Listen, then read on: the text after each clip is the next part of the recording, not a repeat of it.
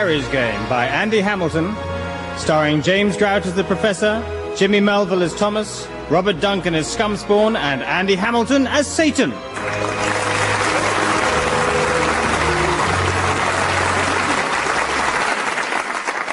So there seems to be a general agreement that we, the General Synod of the Church of England, should issue a press statement to the effect that hell should not be regarded as an actual physical place, but rather as a metaphor for the absence of an enriching spiritual life. Yes. And similarly, we will be stating that the Church's official position is that Satan himself does not exist. Indeed, that the very notion of a scheming demonic prince of evil with funny little pointy horns belongs to a bygone age of dark superstition and ignorance, and not to the spiritual dawn of the new millennium. Any thoughts? Yes, I just feel our statement shouldn't include the words new millennium, otherwise everyone will presume it must be crap. Of course, yes, sorry. I don't know what I was thinking of. Any other points? Yes, in the back row? Well, I feel the wording should be stronger. We should say unequivocally that Satan is a laughable fantasy, a pathetic anachronism, an abysmal fairy tale creation, like a pixie or a goblin or something like that. Gaze on me, you pitiful doomed mortals. You who would seek to deny me, gaze on me, man's greatest enemy, the eternal tormentor. Gaze on my majestic wings and the pitiless blazing furnace of my eyes. Some pixie, eh? Now kneel before Satan, or I shall destroy you all. Oh, very good, yes, most amusing. Indeed, a jolly fine jape. A jolly fine joke. Yes, well, this is obviously one of those hidden camera pranks, isn't it? Perhaps it's that Channel 4 chappie, Dom Jolly. He's very good. Oh, yes, comes on just before Eurotrash. No, maybe it's that other one. What's the other one's name? Chris Evans. Oh, he's terribly. Listen, I am Satan, Prince of Darkness, not Chris Evans. Though I can see how the confusion could arise. But if you obviously need further proof, behold my ravenous mouth, and marvel as from between my blood-stained teeth I hurl the most awesome and apocalyptic fireball. Oh, look, his eyes are turning purple. How does he do that? Oh, you can get these special lenses. I do not have special lenses. Oh, I've got it. It's one of the Bishop of Gloucester's practical jokes. Oh, but of course. It's you, Bunty, isn't it? Come on. We've rumbled you. It's a great cosy, but I'd recognise that breath anywhere. Stand forward, puny mortal. Do you know the penalty for addressing the Prince of Darkness as Bunty? Look, Bunty, old chap, this has been a very entertaining diversion and all that, but we do have quite a few items to discuss, including a quite tricky debate on whether we should sign this cassock sponsorship deal with Benetton. So, if you wouldn't mind just sort of winding up all this jolliness and... you're all right, Bunty, old thing. You suddenly look very tired.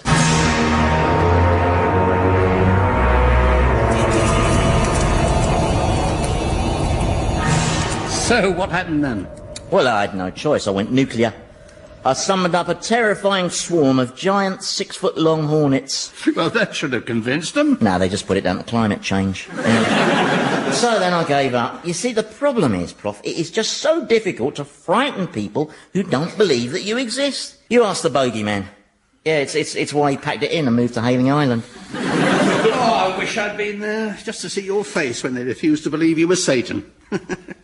Your eyes turned purple, didn't they? I was very cool about it, actually. It was the kind of response I was expecting, frankly. Oh, really? Why? Well, it's all part of a pathetic self-deluding trend. You know, nowadays humans like to see themselves as oh so rational, you know, all intellectual and sceptical. Of course, it wasn't always like that. Oh, no. In medieval times, I just had to put in an appearance, and before you knew it, people were burning each other at the stake and drowning old women in ponds.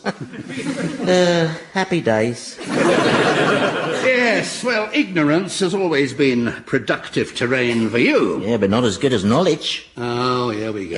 I'm telling you, Prof, every bit of knowledge man acquires makes my job a little bit easier. Yeah, he can't handle knowledge. He doesn't know what to do with it, so he abuses it. Oh, for heaven's sake. Knowledge has to be better than ignorance. Well, if you ask me... Oh, and why would anyone do that, Thomas? Why would anyone invite the opinion of the lowest life form this side of an amoeba's arsehole? So you just keep cowering in your corner there and shut your festering face hole. Now, don't start on him. I'm sorry, Professor, but Thomas being here with you is something I only allow under sufferance. He's the most venal human being I've ever encountered. By rights, he should be writhing in the deepest pits of the damned, along with the murderers, the thieves, the extortionists, the adulterers and the fornicators. I didn't do any of those things. You did all of them. Often on the same day. Well, you can't count business conferences. That's not fair. The thing is, Prof, he is only here at your request because of your laughable claim that you'll be able to find a moral dimension to his warped personality. But I don't see why I should have to put up with him deliberately provoking me by speaking and being... Well, I'd like to hear what point he was going to make. It'll just be crass and venal. Not necessarily. Oh, go on then, Thomas. Prove me wrong. Well, I was just going to agree with the Professor's view that knowledge is obviously preferable to ignorance. Thank you, Thomas. Because knowledge empowers people to do things. That's right. For instance, you have to know something before you can blackmail someone. Knowledge empowers.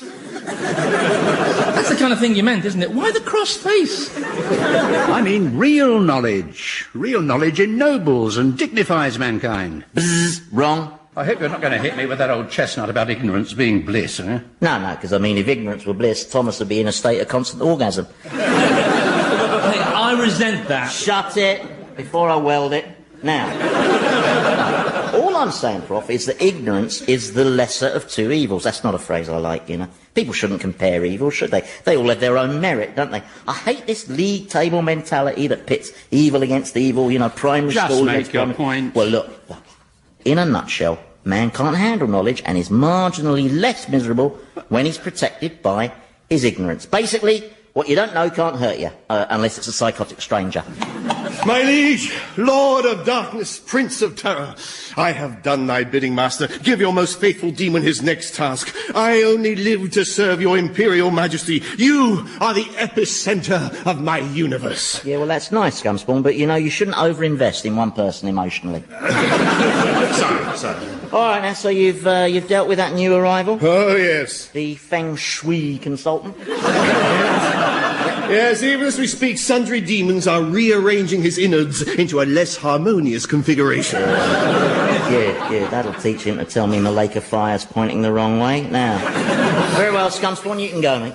Oh, no, my prince, please, give me another task. Give my existence meaning. Give me a break. Oh, he's only trying to please you. Look at his little tail wagging. All right then, Scumspawn, I have got a task that you can perform for me. Oh, thank you, great monarch of malevolence. It won't be easy, though. No mountain is too high for Scumspawn to climb in the service of your majesty. Right, well, basically, your very important mission is to just bloody leave me alone. Sorry? Stop crowding me. I need my personal space, and you always seem to be in it. Oh. Now then, Prof, I'm taking you on a little trip up to the land of the living, if you can call Basingstoke that. Basingstoke? Yeah. Oh, my Uncle Trevor lived there. Really? Now... Yeah, good old Uncle Trevor. He was my favourite uncle, you know. There you go again, this league table mentality, you know, ranking your uncles in order of uncleness. Really was? Yes, really, well, that's very Used to interesting. take me fishing. Well, that's nice. Well, for roach mostly, and dace. Roach and dace, yes. And every Saturday he'd give me a threepenny bit and a gobstopper. I wish I had a gobstopper now. Or better still, a gob closer. Now, you ready? Going up. I know what you're feeling right now. You do? Oh, yeah. It's the big R. Rejection. Well, Now you feel humiliated, consumed with unquenchable rage. No, I don't. You do. You're just in denial. Oh. Yeah, give it time. Soon you'll see how emotionally you've placed yourself at the mercy of someone else. And how did that person repay your trust? By belittling you, banishing you. And at first, you'll just feel the hurt, but then the resentment starts to creep in, and resentment turns to hatred until you find yourself parked outside their house late at night, and when they come out of their door, you run them over, stuff them in the boot of your car, drive them to some remote woods, tie them to a tree, and then throw back your head and shout to the night sky, "Ha ha ha! So who's in control now? Lucy Prendergast." Who's Lucy Prendergast? She's just a theoretical example. Oh, I see. Well, I don't feel any of those things. No, you don't, do you? No, you're not in denial. Rejection, disappointment, they just don't seem to leave their mark on you, do they? I wish I could be like you. Yeah? Do you never let the way he treats you get you down? Well, I do sometimes, but I have a secret way of dealing with it. What? Well, you mustn't tell Satan. I mean, he'd be furious.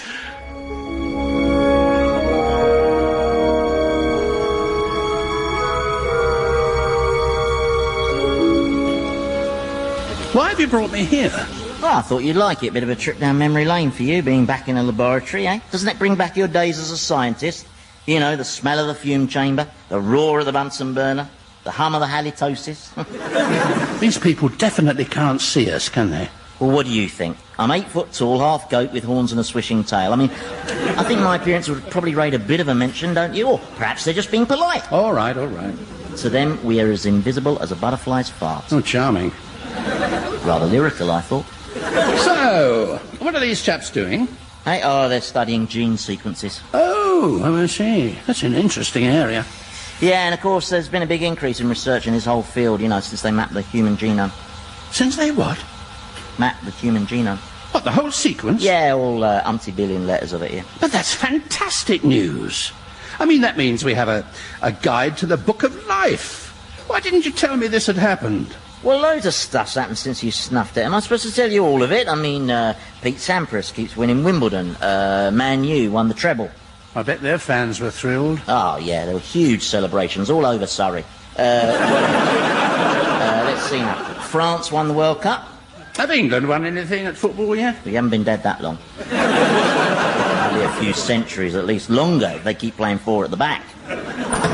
Morning, everybody. Who's that? Oh, I think that must be the boss, because he's the only man in the room not wearing a tie. Also, I just heard him use the word synergy. Well, guys, and guy-esses, I just wanted to get up to speed on where you've got to with all the research. Oh, well, we've made a rather exciting breakthrough, Bob. We have succeeded in identifying the gene that is associated with the potential for developing Alzheimer's. That is wonderful. Let's get the champagne out of the fridge. Yeah. Oh, that is fantastic, isn't it, eh? It's such a cruel illness. I want to listen. A toast to all of you. Because this work you've done means we'll be able to look at any set of individuals and determine which of them might fall victim to the nightmare of Alzheimer's. And the fact that you have secured this knowledge is... well, it's going to change everything. It's so terribly exciting. It certainly is. It's the most fantastic news for us and for all the other insurance companies. Insurance companies? We can now weed out all those high-risk, costly human time bombs. You mean this lab is... Funded by an insurance company, yeah. That's not what it's all about. So, It's team, what's next on the hit list? Well, we're very close to identifying the gene that causes the tendency to leave your car unlocked. Oh, yes, result! Right, well, have you seen enough, Prof? Yes. Wrong again.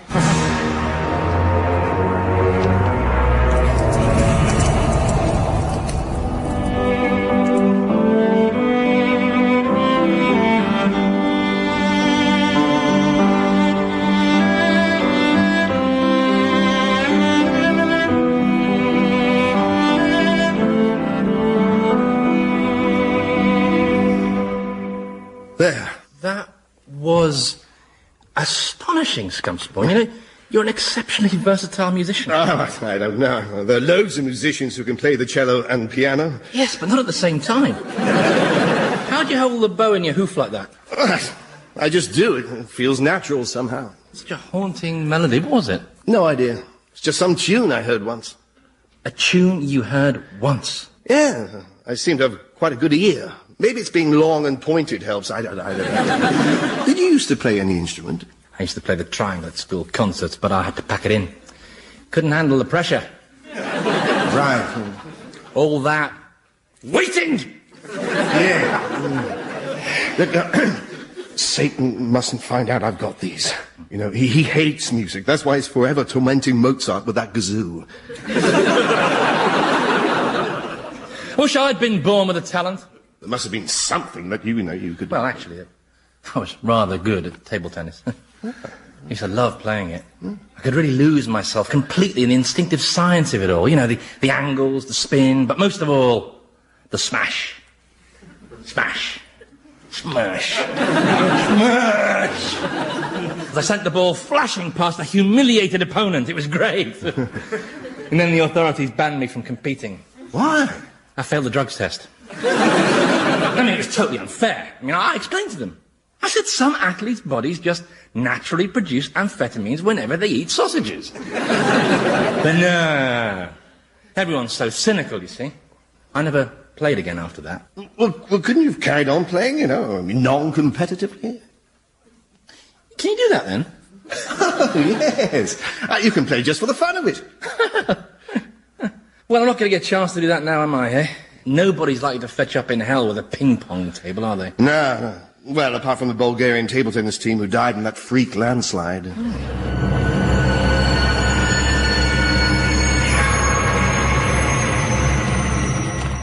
Well, why are we watching some bloke mucking about on a computer? Yeah, he's looking for something. Yeah, perhaps he'll come across my website. You've got a website? Yeah, it's called Destroy Your Brains by Filling It With Pointlessbollocks.com. Well, no one's going to be attracted to something with a stupid name like that. You don't know much about the internet, do you? Well, it hadn't really taken off when I died. Yeah, well, I'm still not sure it's going to catch on. Could be a fad, like space operas. So, what else has happened since I died? Oh, tons. Let's see. Michael Portillo's got back into Westminster. Oh, that is bad news. Yeah, well, not for me, obviously, but, so what else? Oh, yeah, English people are starting to talk differently. What? Yeah, everyone under 30 now ends each sentence with this rising inflection, so that every statement becomes a sort of question, and all Englishmen start to sound like underconfident Australians, apart from the ones who model their speech on Friends. What's Friends? TV show. 6 characters in search of a smack in the mouth. And the fans of Friends are all like, hello, so obsessed with inserting the word so into every sentence, yeah. Mind you, that series is due to end because I took on the guise of one of the writers and wrote a final episode. The one with the Ebola virus. Is Tony Blair still our Prime Minister? Yeah, though his luck's changed a bit. Lots of things seem to have been going wrong for him recently. Oh? Yeah, still it's his own fault. He shouldn't have gone back on our deal. What? Nothing. Aha, looks like this fella's found what he's after. Darling, got it. Here we are.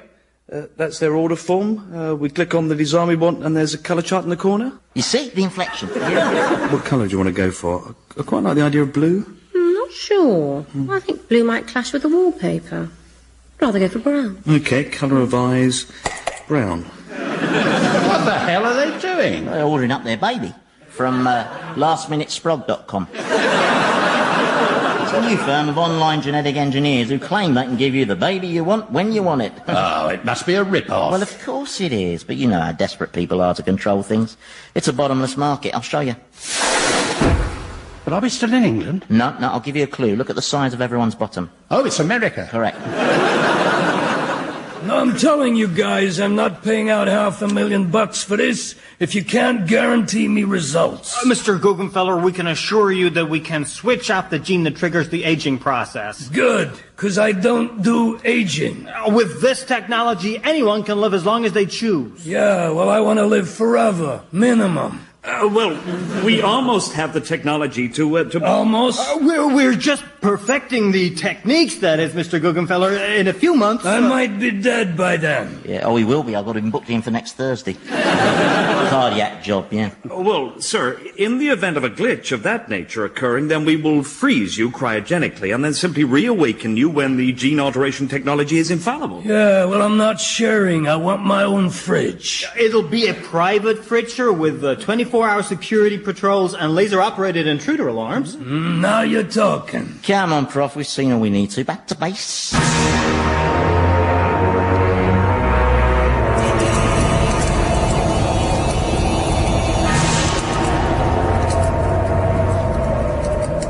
Home again. I won. Won what? The argument about knowledge being too much for humans. I mean, we've seen it. They discover the wonders of DNA, and it's instantly bought up by lots of rich people who want to take the lottery out of life. And you end up with a world full of convenience babies and defrosted millionaires. It's an incredible thought, though, isn't it?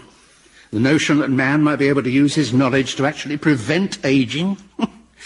It means we could conquer death. What would a world without death be like? Crowded. Just think of the queues at the post office. I mean, billions of people. Anyway, you're only talking about natural death. There'd still be good old violent death. And the more crowded the world gets, the more fighting there'll be. It's all going to end in tears. You mark my words. Well, I still say that it's always better to know. Always? Yes. Right, shut up. Hold my claw. Oh, where's this? Oh, it's one of hell's outer precincts. I don't get out here much. It's a bit out in the sticks. Well, the other side of the sticks, to be accurate. I don't like to go south of the river. It's a bit dull, and the ferryman always wants a tip. And, oh, hello, there's the gentleman I'm looking for. My God, what are all those poor wretches writhing around down there? Hey? Oh, that's the estate agent's pet. Well, not so much pit as Bijou basement property with unrealised potential. Now then, Prof, this way towards this little enclosure where various assorted sinners are suffering the goads of sundry demons. Now, do you recognise the second tormentee from the left? Good grief. Uncle Trevor. Richard! Uncle Trevor. Richard, my dear boy. No hugging, you know the house rules. Well, it's lovely to see you, Uncle. Well, I mean, not lovely to see you, obviously, given the circumstances, but, well, how are you? Ah, mustn't grumble, you know. I see you're, with Satan. Have you got a problem with that? No. Now, Richard here tells me you're his favourite uncle. And he's my favourite nephew. Can you see the family resemblance? Oh, yes, yeah, you both got the same sort of dome forehead. Yes, I know. Yeah, and the same button nose and same mouth. Yes. Same mannerisms. Yes. So, Richard, dear chap, how's tricks? Same everything, really. How was everyone when you last saw them? Are you going to tell him, Uncle Trev? Or shall I do it? Oh, tell me what? Well, No, I'll tell him if you want me to. What? You know, of course, that I thought the world of my brother, your father. Oh, I know. My dad was very close to you, Uncle. Your mum was even closer. I don't... Oh, Richard. Richard, I'm your father. Sorry? I'm your father, biologically. Oh, no, that's not possible. It's Luke Skywalker all over again. Oh, shut up. It's not true. Well, your mother and I didn't mean it to happen, but your father was away and she was lonely, and, well, we got close to each other, and we just, well, ended up... Doing lumpy-pumpy. Oh, well, I was just trying to help. You seem to be struggling for the right verb. Well, did Dad know? I don't think so, whether he ever guessed, but he was your father in the real sense, the sense that matters. He loved you and he raised you. Yeah, absolutely, Prof. After all, you had a happy childhood, didn't you? Oh, yes, I did. Well, there you are, then. That's far more important than your whole life being built around a sordid, shabby lie. I mean, get things into perspective, man. Oh, you're right, dear boy. You've gone a bit pale. Well, it's such a shocking discovery, you know? Yeah. Still, like you said, it is always better to know. That's my evil chuckle, by the way.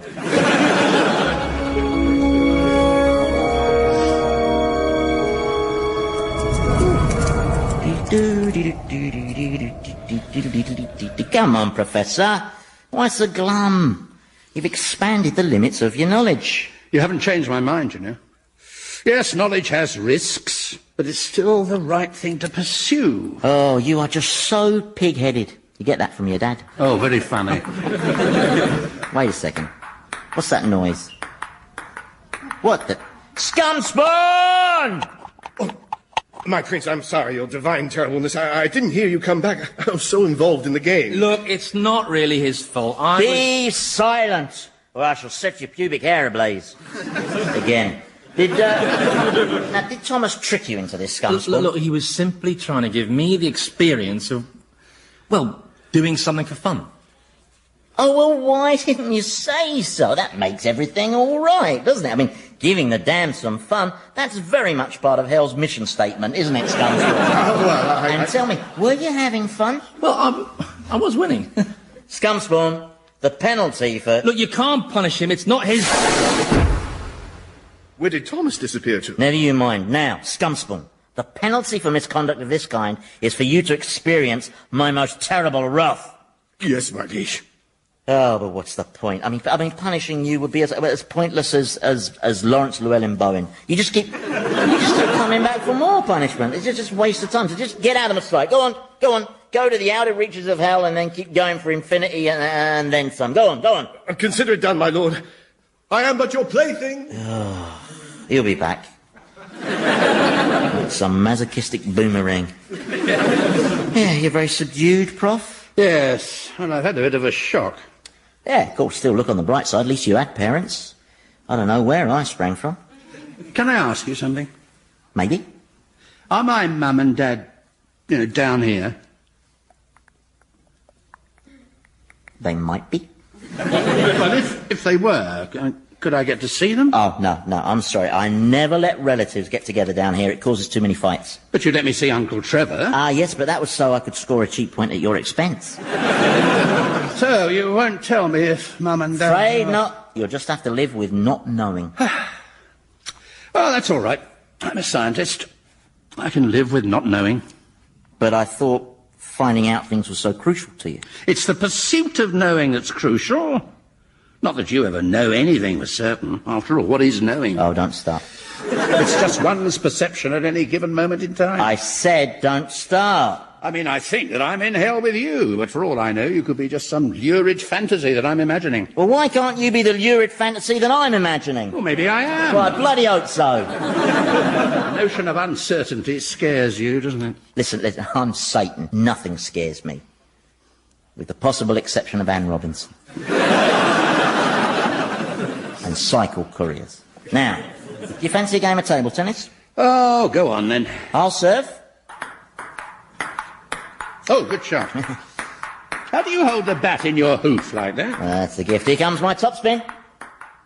So what did you do with Thomas? I shrunk him to about the size of a very small earwig and then sent him somewhere. Oh, good shot, sir.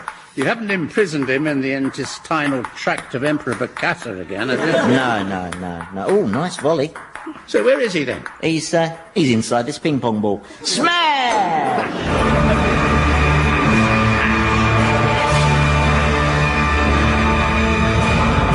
Old Harry's Game featured Andy Hamilton as Satan, James Grout as the Professor, Jimmy Mulville as Thomas, and Robert Duncan as Scumspawn, with Michael Fenton Stevens, Felicity Montague, Philip Pope and Nigel Pegram.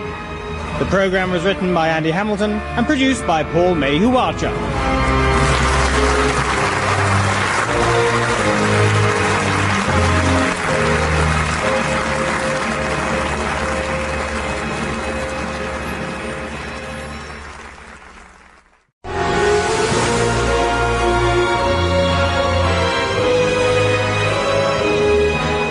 Harry's Game by Andy Hamilton, starring James Grout as the Professor, Jimmy Mulville as Thomas, Robert Duncan as Scumspawn, and Andy Hamilton as Satan.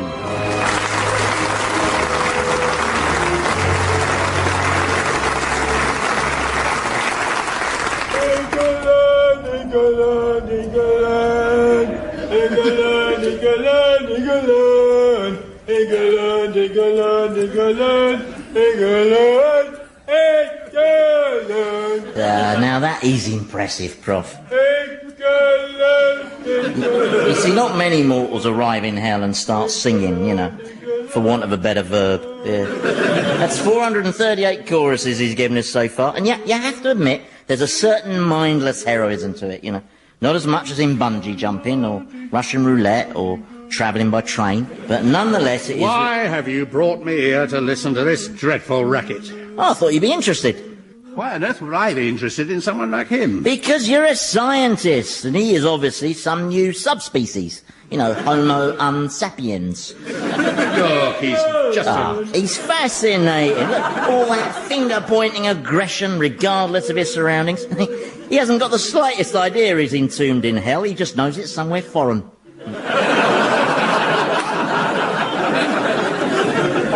Stop singing. Perhaps he's forgotten the words. He seems to be confronting some of your demons. Oi, you foreign saucers! Do you want some? Come on in, come on! He can gob a long way, can't he? Oh, he's horrible. Let's go. You'll never beat the English. That's meant to be ironic, presumably, is it? Because, everybody beats the English. And do you know why you'll never beat the English? Because we are a proud island race who defeated Hitler Mussolino, Kaiser Ben, and the rest of the Argentine gits on the beaches of Belfast. Yeah, AJP Taylor, eat your heart out. Yeah. Scumspawn. Yes, O Lord of supreme wickedness, centre of my universe, jewel of my crown. Yeah. We'll just take the rest of that grovel as read, thank you. And get your tongue off my hooves. Leaves that funny watermark. Now, Scummy boy, your mission, should you choose to accept it, only joking, you don't have a choice, your mission is to take away that mortal and find a suitable torment for him. That mortal? Yeah, the one with the huge distended beer belly emblazoned with the I'm a pussy magnet tattoo. Yes, OK, understood your supreme dastardliness. What do you think I should do with him? Well, you can come up with something. You are my assistant demon, after all. Surely you're not saying you can't handle it. Oh, no, of course not. Oh, well, take him away, Scumspawn, and do your worst with him. And make sure it's a very bad worst. Or else. Or else? And all that implies. Yes, Your Majesty. All right, you. You're coming with me. What? I didn't do nothing. I was just minding my own business and they started on me. Here he goes. Makes you proud to be English, eh, Prof? Well, I hardly think he's representative of the English people. There's broken windows all over Europe that say you're wrong, Prof. You're the glazier's favourite nation. I mean, yes, we have our yobs, and who doesn't? He's as English as fish and chips, warm beer and pissing in phone boxes. Because he's a loud-mouthed thug? No, because he's a loud-mouthed, self-deluding thug. I mean, he actually pictures himself as some elite warrior belonging to an imperial power that still counts for something.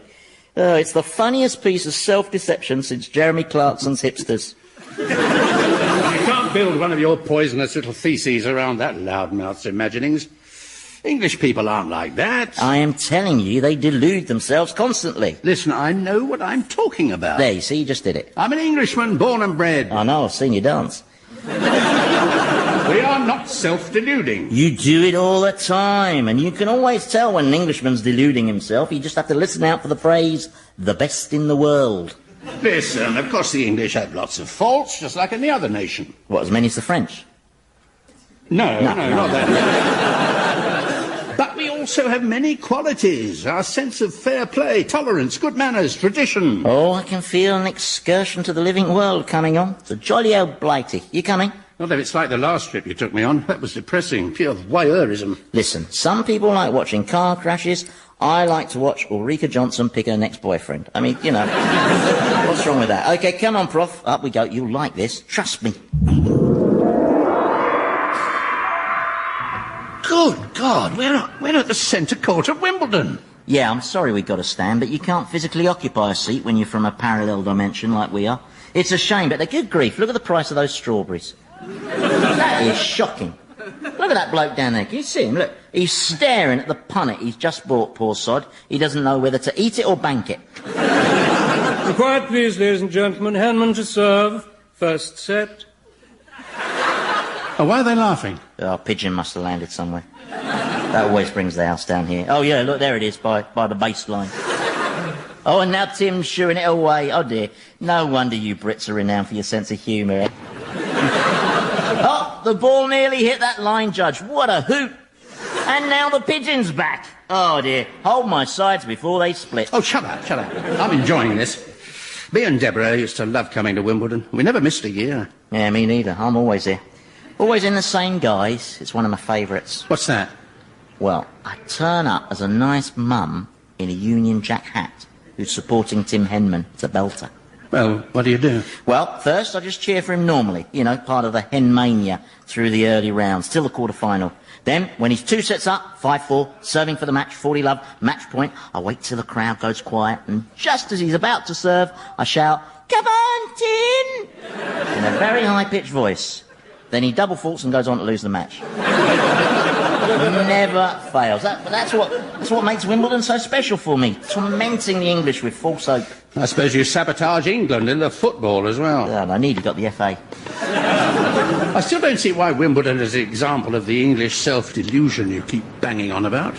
It's a magnificent tournament, the best in the world. Ah, you see, you said it. It's special. I mean, players come from all over the world to experience the magic of Wimbledon. Oh, get real, Prof. The tennis pros don't give a monkeys about the magic of Wimbledon. They're just here for the prize money and the lesbianism. It's just a very lucrative business with an alluring veneer of Members only, royal box. Oh, I'd say it's snobbery. Oh, no, it's coming on to rain. Ah, well, quick, let's go before Cliff Richard starts singing. Ladies and gentlemen, play is suspended. He was one of my guys this 1 year. You took the form of Cliff Richard? Yep, suntan, stripy jacket, the lot. And what did you do? Well, let's just say I must have started a few rumours. Come on. Oh, no, where now?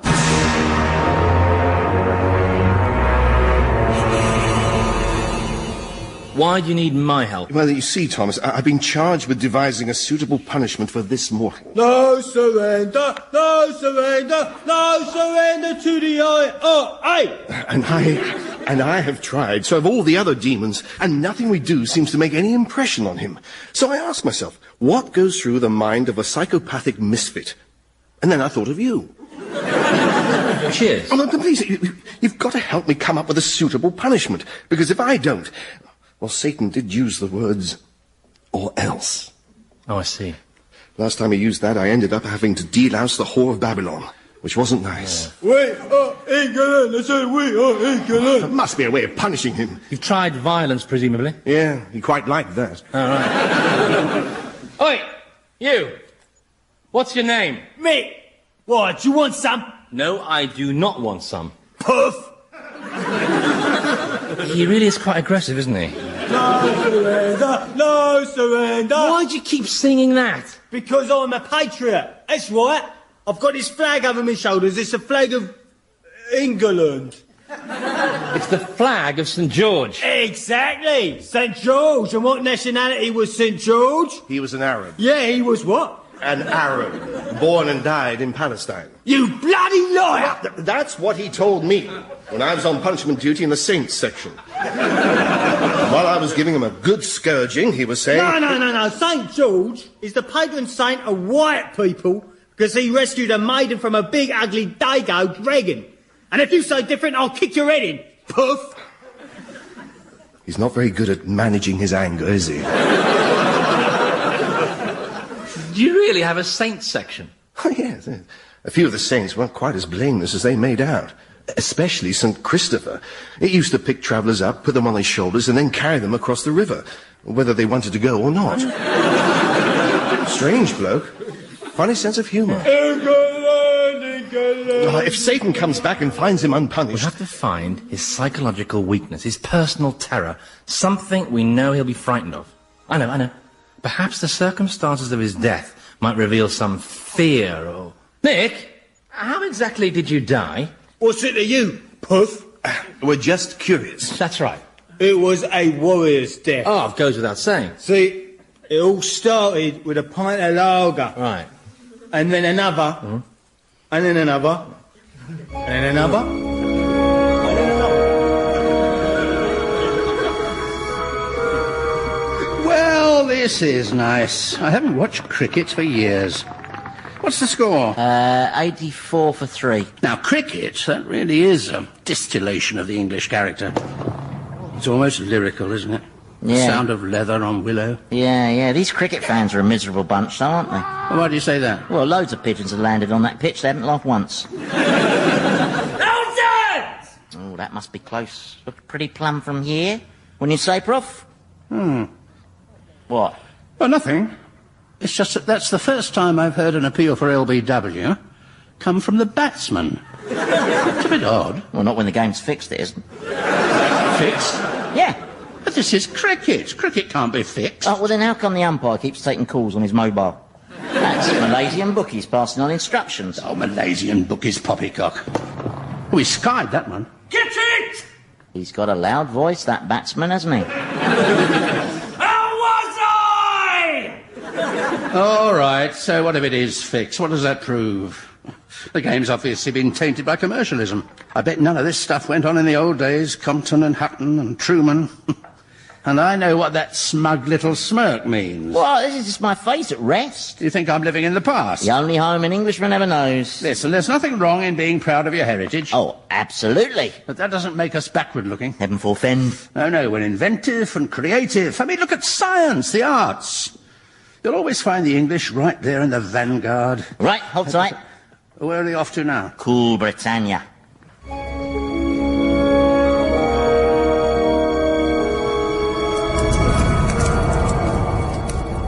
So then, right, he's still staring at me, isn't he? So I shout, come on then, come on. And he doesn't do nothing. Just stands there, staring some more. So I jump forward and I nut him, wallop, right between the eyes. So now he comes for me, doesn't he? And he's well knocked. But I could have had him. I just know I could have taken him. If he hadn't been a rhinoceros. Yeah. He galled me with his horn and trampled me over and over with his feet. He just got lucky, the jammy African git. I'm sorry, I don't understand. Why did you and your friends climb into the safari park at night in the first place? What? For a laugh. You like a laugh when you bev it up, don't you? Perhaps that's the answer. The rhino. I could terrorize him by taking on the form of that charging rhino. No, we'd only want revenge. But I might have thought of something. You see, the professor always maintains that aggressive behaviour is the result of low self-esteem. Really? Oh, yeah. He says that to me a lot. So maybe we can hurt this fella by attacking his fragile self-esteem. God, that has to be worth a try. But how do you go about attacking someone's self-esteem? Well, the best way is to systematically humiliate them. That's what I used to do. And then I used to deny it at the tribunal. Well, you're obviously an old hand at this. Away you go. Right, Mick. Are you talking to me, Puff? Perhaps we should try the rhino thing first.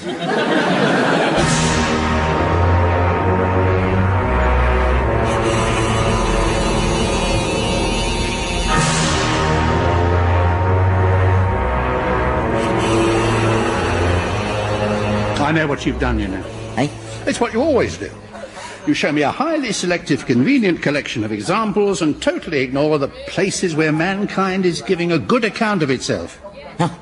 You do talk rubbish sometimes. I'm right, though. No, I'm sorry, this is all just too silly. I'm not getting involved. All right, then. Why don't you let me choose where we go on these little jaunts? Well, now, that is just not practical, is it? You can't do the flying thing, can you? You don't have the demonic powers, and before you ask, I'm not lending them to you. Who are these people? Why are they just standing around? Well, it's a film set. The standing around is integral to the whole creative process. That and the shouting through megaphones.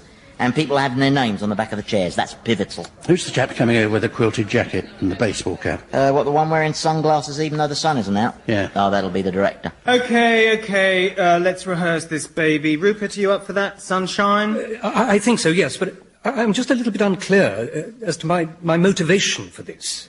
What's your problem, mate? Well, as I understand it, I'm angry with Frenchie here because he hijacked a load of stolen porn videos from me.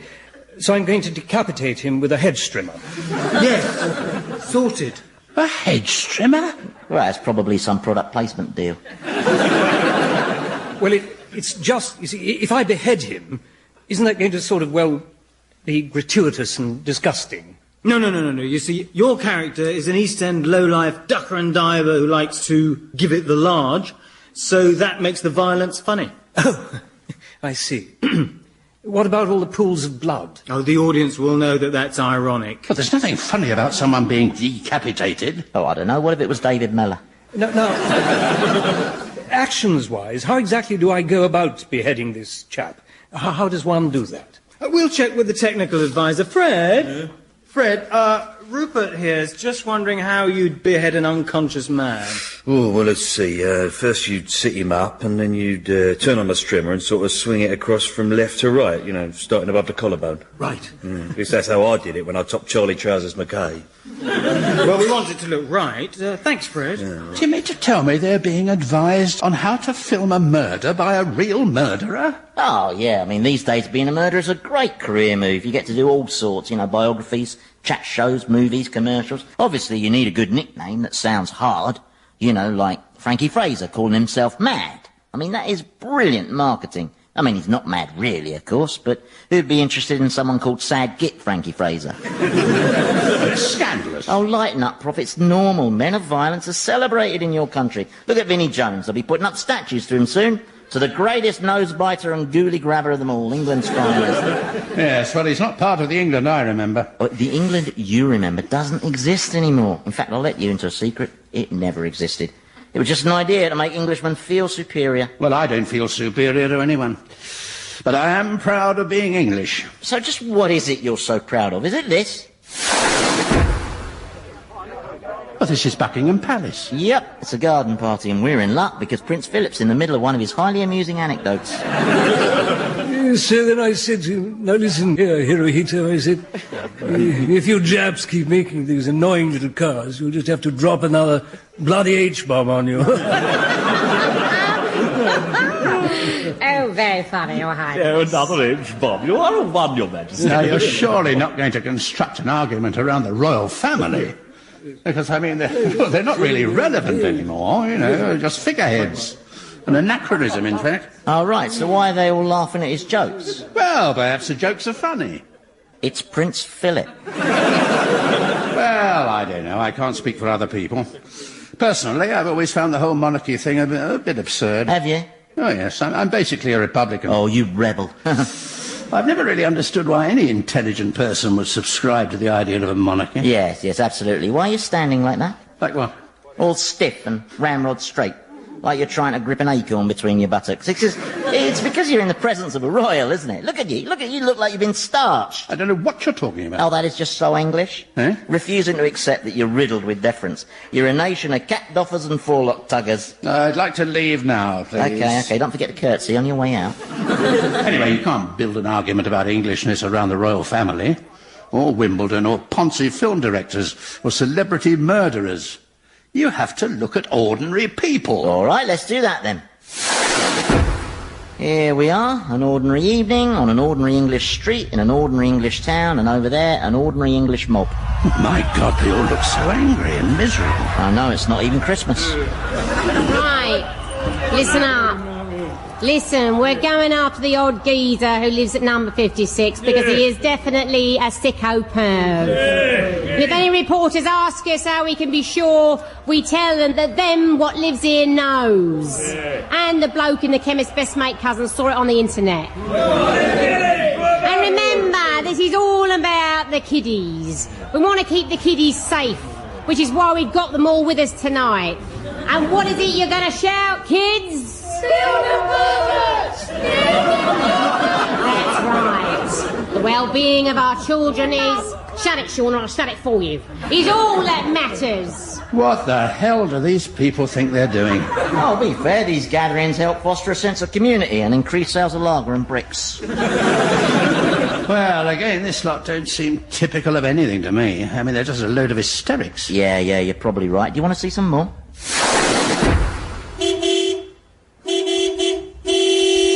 So why are they all queuing at this garage in the middle of the night? Oh, this policeman's going to sort it out. All right, calm down. What's all this about, then? Oh, we need petrol. It's going to be a fuel blockade. A fuel blockade? Yeah, new phenomenon, Prof. Basically, the grumpiest professions in the world, lorry drivers and cabbies, cooperate in an effort to make the whole country as miserable as they are.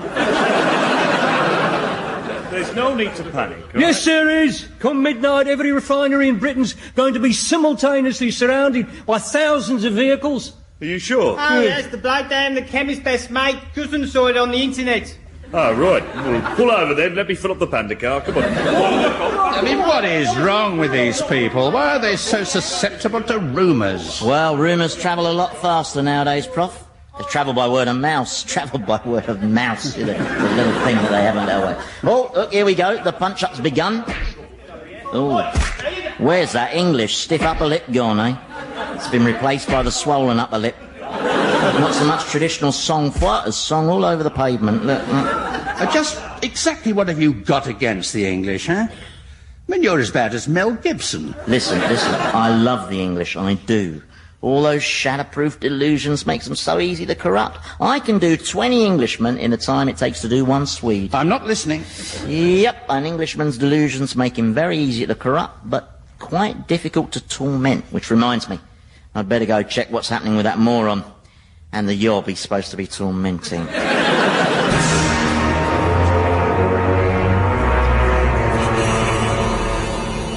And I know why you're such an animal. Yes, because deep down you know you're inadequate and pitiful and stunted and empty.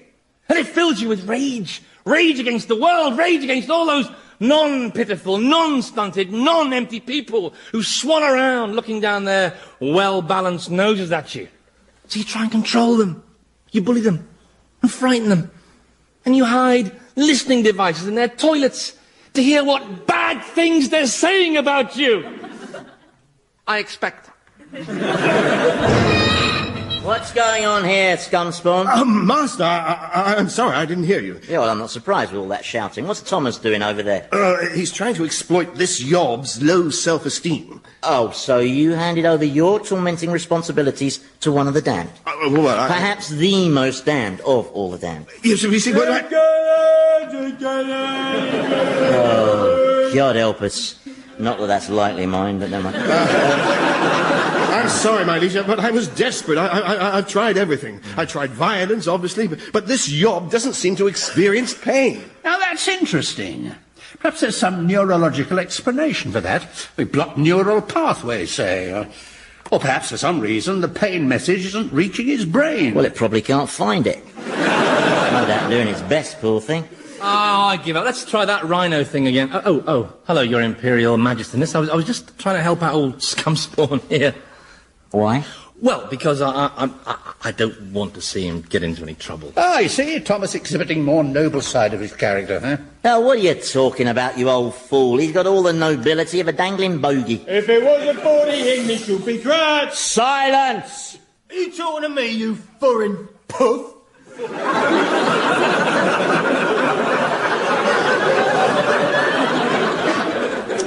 Could be a mistake.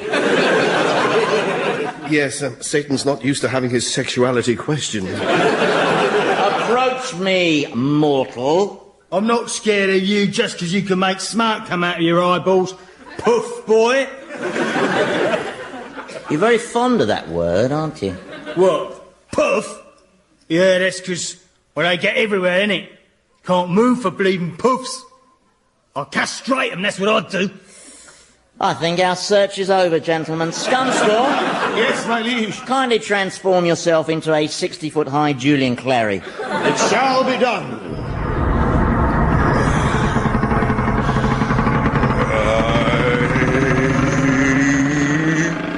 Oh, hello. What's your name? I like your swastika tattoos. Very manly. Stay away from me! Oh, come on, big boy, give us a snob. Get away! Oh, you're such a tease. Yes! After him, Scumspawn, and give him plenty of gay innuendo, yeah? I want to lick your bottom. Yeah, actually, that's not really innuendo, but... Oh, well, never mind. Scumspawn looks good in a studded collar, doesn't he, Thomas? I hope you're not implying I'm a homo thingy. Oh, no way.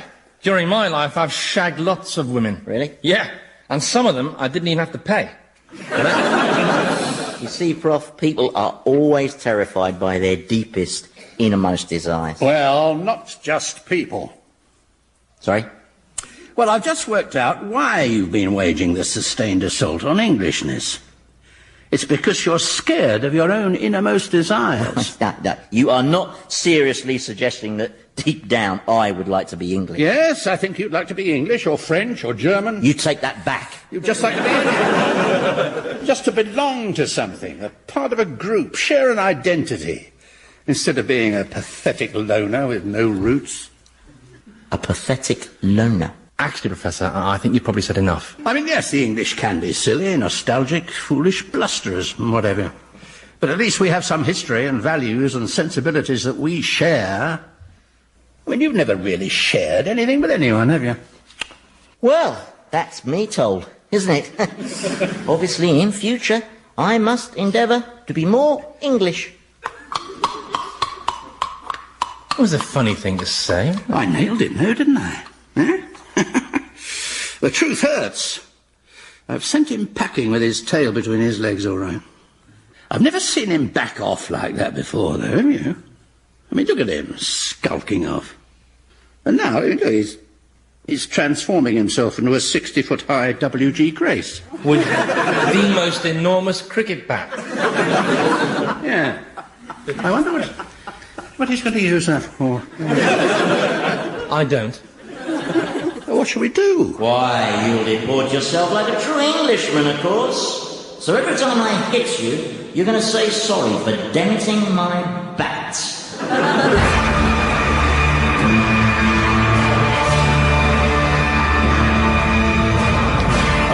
Harry's Game featured Andy Hamilton as Satan, James Grout as the Professor, Jimmy Mulville as Thomas, and Robert Duncan as Scumspawn, with Nigel Pegram, Felicity Montague, Philip Pope, and Michael Fenton Stevens. The programme was written by Andy Hamilton and produced by Paul Mayhew Archer.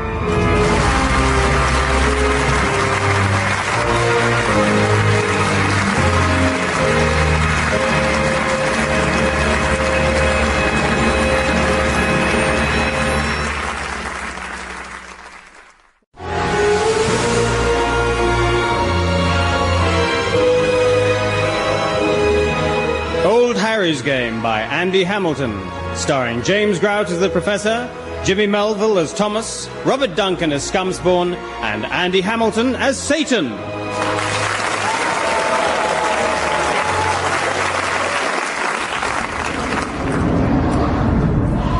Welcome to my domain, sinner.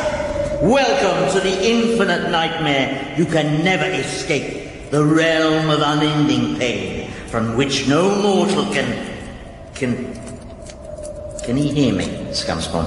I think so, my prince. Right. Why do you not gibber with fear at the sight of my terrifying countenance? What is your name, mortal? Derek. Derek. Derek Keane. Keen by name, keen by nature. I've got a bad feeling about this one, Scumspawn. Where are you from, Derek? Do you know Thornton Heath? I know all places. Oh, right. Well, I'm just at the top of the hill there, next to the cinema. Right. Well, it's not a cinema anymore, Asda have bought it. Is that right? Yeah, I mean, we all signed a petition because we're very worried about the parking situation. The parking, yes. Yeah, I mean, if it gets too bad, I'll have to move out. Which would be a shame, because it's very handy for my work. You know, I'm a health and safety officer based in Penge. Do you know Penge? Do you know who I am, Derek? Well, you seem a tad familiar, but, I'm not very good at putting names to faces. Well, then perhaps you recognise this place. Behold the fiery furnaces which await all sinners, and the black bottomless pits which beckon lost souls to their infinite doom. Yeah, well, of course, strictly speaking, that should all be coned off.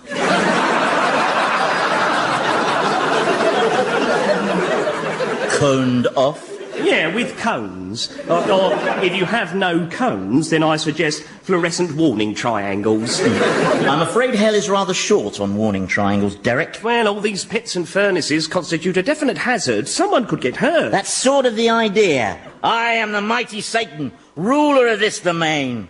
I see. Well, as the person in charge, it's your responsibility to accept no compromise on safety. Scumspawn? Yes, my prince. I'm getting one of my headaches. And that could be this inadequate lighting. Shut up! And stop writing those bloody notes! It's just I've been in health and safety for 20 years, and, well, you know, you just end up approaching things a certain way, I suppose. I know what you mean. I mean, it's so easy to get into a very fixed sort of mindset, isn't it? And that's right. Scumspawn. Yeah, for instance, I find it almost impossible to look at things without my demon horns on, you know. Scumspawn? Yes, sir. Close your eyes and see if you can guess this mystery object just from the feel of it. I'm ready, my liege. Is it a sledgehammer? Correct! Now then, Derek, I've wasted more than enough brain space on you. You see that pack of disgusting hobgoblin-like creatures who look like little mutant Robin Cooks? Yes. Well, they are going to drag you off to some dark, distant corner of my kingdom and punish you in an infinite number of indescribably unbearable ways. Oh, I see. Have they been briefed as regards their duty of care? Take him away, my slobbering beauties, and make sure he suffers. I don't like it when mortals get my goat, and let's face it, I've got a lot of goat for them to get. It's against the natural order of things, you see. I'm supposed to discombobulate them, but there are some who, well, like the Professor. Classic example. Somehow he just seems to know where all my buttons are, you know, always embroiling me in stupid philosophical arguments, always asking me, have I been up to the living world? And then he always asks me how his bloody wife is, you know, and is she happy? And all sorts of sick-making questions like that, you know. Well, I'm not answering his stupid questions anymore. No. And if he doesn't like it, he can go boil his geeky-looking head.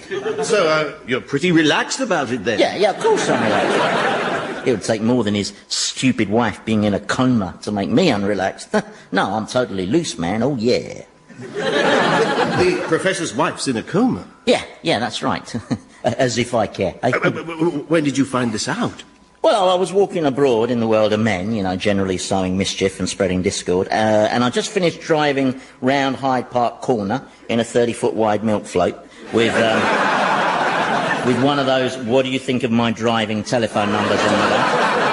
And I just arrived at a hospital ready to take on one of my favourite guises. What, the jovial porter who keeps saying, "Cheer up, it may never happen"? That's the one, yeah. And all of a sudden, I clocked the professor's other half laid out in the intensive care unit. Not that it bothered me, mind. Are you going to tell the professor? No. Oh, I see. You don't want to upset him. I don't want to upset him. I love upsetting him. No, I'm just not interested in protecting his feelings. Good Lord, no. I just don't see why he should get special treatment, that's all. Nobody else down here gets news of their spouse. So if he should happen to bring up the topic of his wife, I should just skillfully steer him away from the subject in a totally natural way. Yeah, I'd find that difficult. I think I'd just get too nervous. Yeah, well, you see, I'm a highly skilled topic changer. Oh, yes. I can change the subject faster than Peter Mandelson when someone mentions passports, yeah. Or mortgages. Or domes. Or Brazilian students. Or just about anything, really.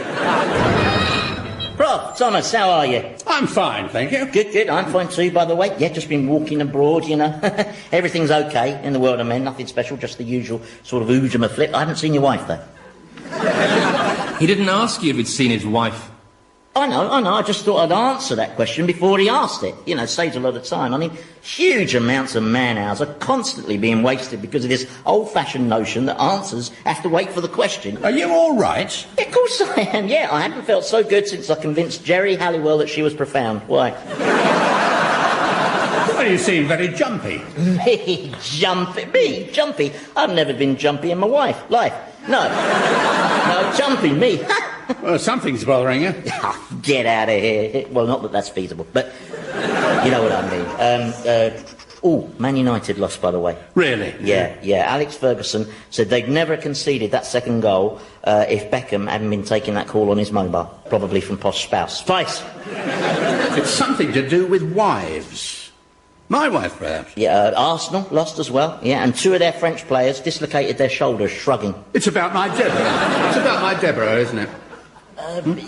Have you ever been to Switzerland? Skillfully switched, sire. Have I ever been to Switzerland? Yeah, interesting place, I think. I was there recently helping some bankers hide some Nazi war gold, and I just felt it was an interesting sort of place. Why the hell are we discussing Switzerland? He's definitely nervous about something. Look at his tail, twitching. And Italy, that's another interesting country. All that pasta and statues and ceilings, and Florence, the waterways of Venice, Lake Maggiore, Lake Como, not Lake Como. Not Lake Como. Is there something you want to tell me?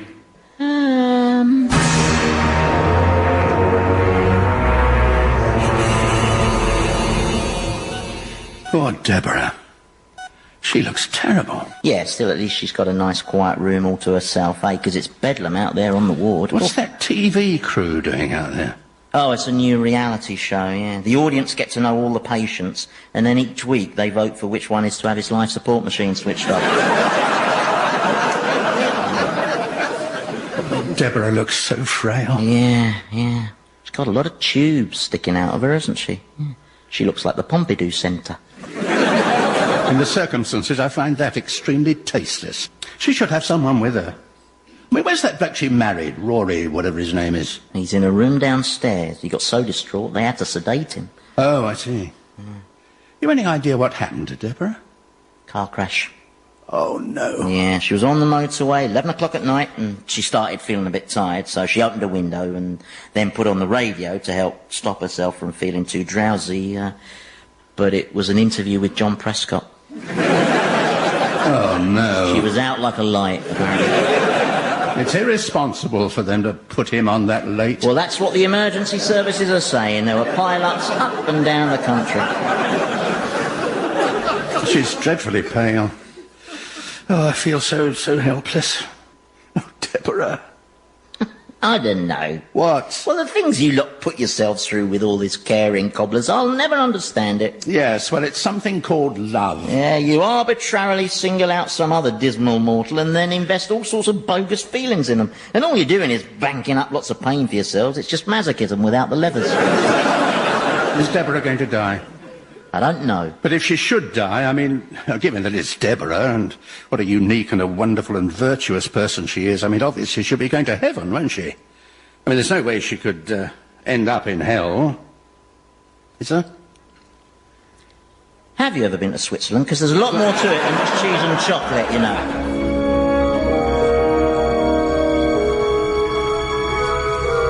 Thomas? Yes? You haven't seen my prince, have you? No, I think he's still hospital visiting. Why? Well, it's just, well, I've got a problem. Who's this with you? This is the problem. Derek's the name. Well, that's not my fault. Derek's supposed to be experiencing the scourges of a horde of revolting demons right now, but somehow he managed to convince them that they're all suffering from RSI.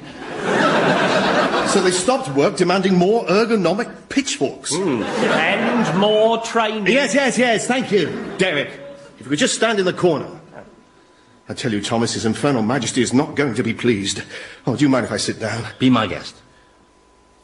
It's going to be weird for the professor, isn't it? I mean, seeing his wife in hospital, victim of a car crash. Because he was killed in a car crash. I know, I was there. Oh, yeah, of course. I was forgetting. You forced him off the road. I gave the rear of his car a gentle nudge to make him aware that I wished to perform an overtaking manoeuvre. And my death was far worse than the professor's. Oh, yes, it was. I lingered. They thought I was a cabbage. But I could see and hear everything. I can still see my wife's face. I can hear the voice of the surgeon as he explained to her that the time had come to switch off my life support, and then my wife's faltering voice as she gave consent, and then the popping of champagne corks. Did you love your wife? There was a time when I loved her, yes. What was that? About 13 seconds in the back of a Volvo estate. So you've never felt love? I mean, love in the way the professor... No, because it's a weakness, you see, to feel that way, and I don't do weakness. So you don't feel you've missed out? I mean, to me, it seems an awful shame. It's shocking, absolutely shocking. Yes, it is. This place hasn't got a single fire exit. Fire exit? Yeah. And what happens if we need to get out in a hurry? Derek, do you mind if I ask what were the circumstances of your death?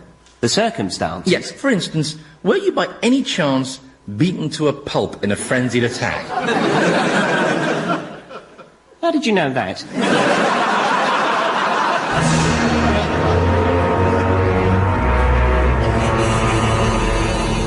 But there has to be a mistake. Why the hell would Deborah end up in hell? Well, the usual, I expect, not believing in him with a capital H, the occasional moral lapse. Moral lapse? I was married to Deborah for 30 years. She never had any moral lapses. Zurich's an interesting city. Have you ever been there? No, come on. You just can't make vague allegations like that. Give us your proof. Well, what would that achieve? Well, come on, tell me. It's not going to change anything. Or is it? Eh? Well, you're always banging on about how undying your love for her is, but perhaps it's just this idea of her. The idealised Deborah, high up on that pedestal you've built for her. Perhaps if I told you about her lapses, your love wouldn't be so undying. No, you're wrong. My love for her would continue regardless of any lapses. All right, in that case, I'll tell you about them. No, I agree with you. It wouldn't achieve anything. Besides, I'm sure they're minor lapses. That's right, yeah, well, 17 of them are. I'll be drop up, all right? Hello, who is this lot? Oh, the surgeons. They come to take her down for her brain op, yeah. Oh, we could watch that, couldn't we? You know, just keep an eye on her. Fine, if you really want to put yourself through that. Well, I'd be okay, I think. Yeah, no problem. It'll just be a bunch of total strangers sawing open the skull of your loved one and fishing about inside her brain while you look on totally helpless. I mean, why would that upset you? Yeah, I suppose there wouldn't be anything I could do. You'd be about as much use as Bill Clinton's trouser belt. Now, come on. Let's go home.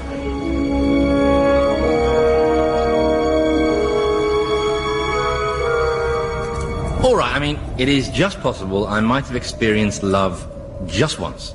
It was the summer of '79, the summer I met Lucy. somehow it felt like the whole planet was revolving around us. At least that's how it felt to me. So, what happened? Well, one day, she sat me down and told me she didn't want to go out with me anymore. Did she give a reason? Yes. She said she'd been going out with me now for 3 months, and she now had enough material for her psychology project. Psychology project? Yes, on sexual perversion amongst dysfunctional white males. And from that moment, I vowed I would never expose myself to the humiliation of rejection, because I just can't handle it, you see. It's just too painful. Yeah, I know that of which you speak, my friend. Do you? Oh, yes, yes. When I was a young man, many's the time I was wounded in love. Cupid's arrow seemed always to be tipped with venom. So did you shy away from emotional involvement, like Thomas here? No, I felt that was too bleak a course of action, and that could only lead to loneliness and misery. Now, I would enter into relationships with women a little warily at first, but then once I felt we were at the stage where we were ready to make a stronger and more lasting commitment, I'd ask them to fill out a risk assessment form. A risk assessment form? Yes, a comprehensive risk analysis as to the potential of my incurring emotional damage. I would then put together a report, drawing her attention to these areas of our relationship, which could prove hazardous, and suggesting various precautionary strategies she could take to minimise such risks in those problem areas. Can I ask you something? Proceed. Was it your girlfriend who beat you to a pulp in that frenzied attack? Somebody told you, didn't they?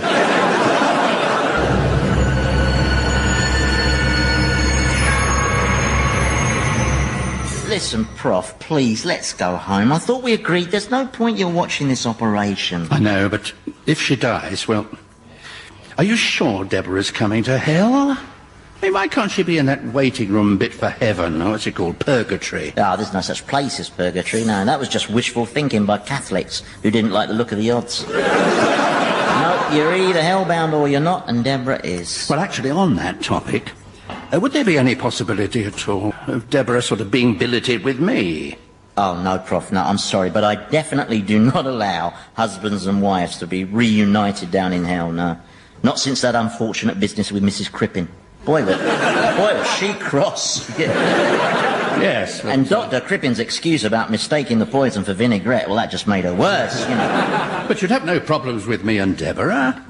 So let me get this right. You're asking me if Deborah can cohabit with you in hell when she dies? Yes. Which you'd like to be now, of course. What? Well, that's what you want, isn't it? For her to pop her clogs now so you can be reunited. Well, that is an outrageous thing to say. Of course I don't want Deborah to die now.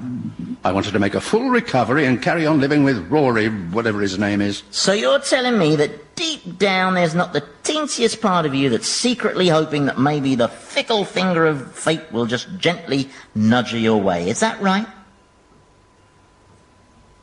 Actually, Switzerland is an interesting country. I went to Zurich in 19... Okay. I need some decks. Now, what's happening? Oh, I've seen this on ER. She's going into crisis. Any moment now, they'll start yelling about plasma, and then someone will shout, "We're losing her." We're losing her. Told you. More plasma. Oh, my God, Deborah. There's no pulse. She stopped breathing. Oh, somebody do something. They are doing something. They're panicking. We'll have to resuscitate her. No. Why not? Hospital policy. We're not allowed to on the grounds that the act of resuscitation could be interpreted as an admission of liability. Don't you read your emails? What the hell are they playing at? What can we do then? Hang on. I'll text the lawyer. Oh, for God's sake. While they're messing about, Deborah's lying on that table dying. Yeah, good news for you, eh? Look, I'll bloody have you. It is not good news for me, understood? It's not good news at all. What isn't good news, Richard? Deborah, you can see me? Oh, no. Ah, does that mean I'm dead then?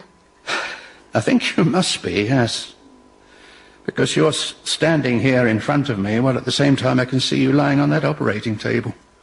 While the doctors wait for the lawyer to ring back. Are you all right, darling? You look troubled. Well, it's all a bit sudden and bewildering. Seeing you again. Of course. And I'm just a bit puzzled as to why you're standing next to Liberace.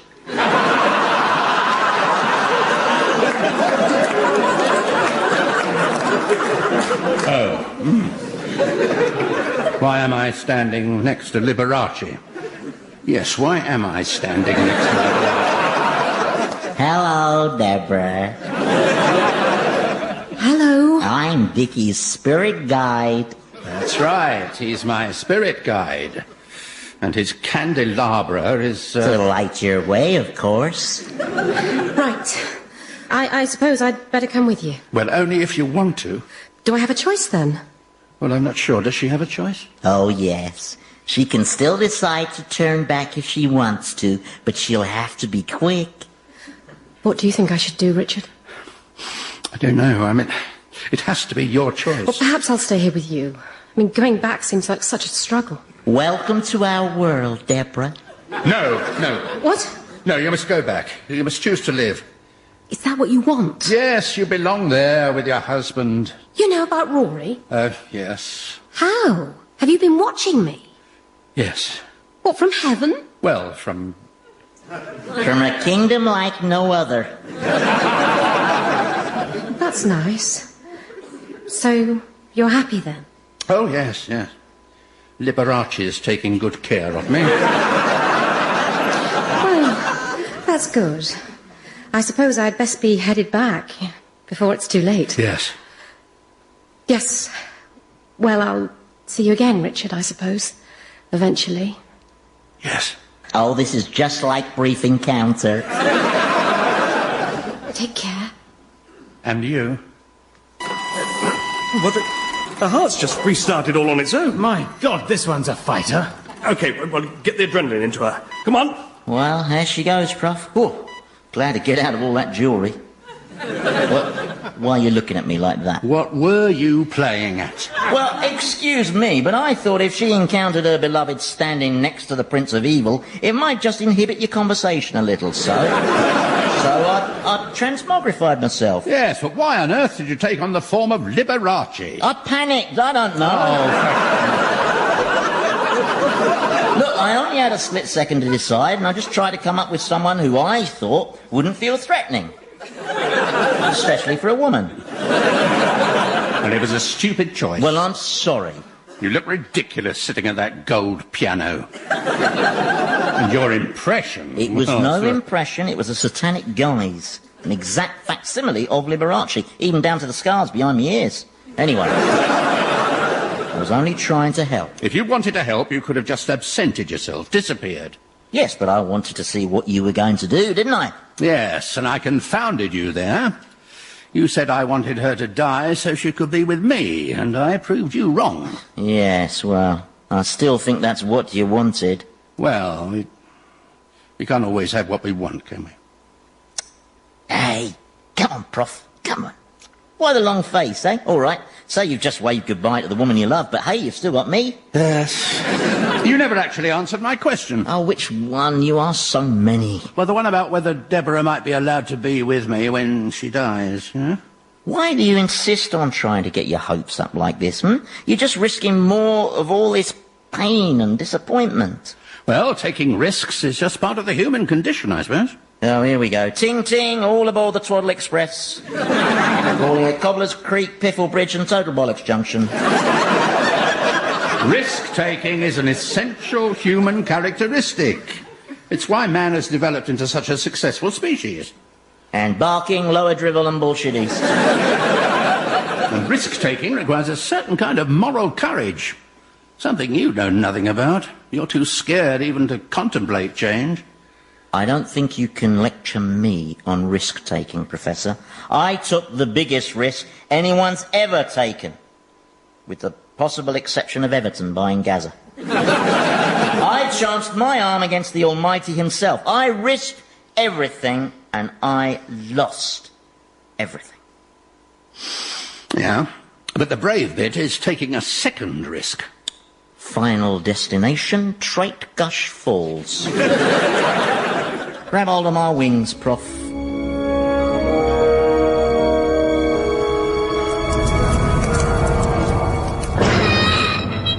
What's occurring here, Scumspawn? Oh, my liege. How was the Professor's wife? Well, she was at death's door, but the Professor failed to close it behind her. Is that a tear I can see in Thomas's eye? No, I don't do tears. That's hay fever or a dust allergy or my sulfur intolerance thing. Oh. We've been going back over Thomas's rejection by a woman called Lucy to see if we can achieve closure. Right, I'm sorry, but did you just use the word closure? Yes. Where's that sledgehammer? Oh, I know, I can use this fence post from this fence, or from the many fences that seem to have sprung up everywhere. What? Oh, no. Derek! Scumspawn! I just took my eye off him for a few moments. I got a little involved with Thomas and I... Derek! Come here. In a second, I'm just mopping up this spillage. Yeah, now, or you'll be a spillage. You really shouldn't shout like that, you know. Shouldn't I? No, at least not without equipping your staff with ear defenders. You're going to need testicle defenders in a second. Where did he get all this fencing, and who helped him put it up? Well, I was fortunate enough to enlist some of your operatives who were receptive to my talk on creating a safety culture in the workplace. Presumably we're talking about those demons over there, are we? The ones wearing the hard hats and fluorescent orange tabards. Be seen, be safe. Yes, well, they shall be punished. But you are first, Derek. Do you want me to deal with him, your fiendishness? No, thank you, Scumspawn. This calls for qualities you don't possess. Notably competence and a brain larger than an earwig's hemorrhoids. No, I'm going to deal with Derek personally. In fact, I'm going to create a special realm of eternal suffering just for you. Derek World. A realm made up entirely of unmopped spillages and wobbly handrails. That will be your fate, Derek. Oh, very well, if that's what you want. Yes, that is... No, wait a second, that's what you want, isn't it? Oh, of course, how could I be so stupid? It wouldn't be torment, it'd be bliss for you to be forever smugly pointing out safety shortcomings. That's how you get your jollies. Well, no. Instead, Derek World shall be themed around total safety, where every surface is dry, every light bright, where no hazards exist, and therefore no purpose for Derek. Damn. Come on, Derek, off we fly. Hold on to me. Oh, and don't forget your seatbelt. Well, that seems to have cheered His Majesty up. Yes, look at the Professor. Oh, yes. Are you okay, Professor? Oh, yeah, sorry, I was miles away. So you saw your wife then? Yes. Actually, Thomas, do you mind just leaving me for a little while? I'd just like to be alone with my thoughts for a bit. There's no offence. None taken. Did you hear that, Scumspawn? I said none taken. I mean, he said, I'd like to be left alone. That was a form of rejection, really, but I didn't take offence. Isn't that great? Yeah, well done. Yeah. I handled the rejection. Professor, did you see that? Yes, very good. Because usually I'm so hypersensitive to that kind of thing, but this time I just accepted it. He's upset about his wife, and maybe that this situation wasn't all about me. Which is a big breakthrough for me. Yes, I know. No. Yes. Not to feel everything is about me. I've made a new me, and I did it all by myself. Just me. Me. Scumspawn. Yes? Could you hand me that sledgehammer?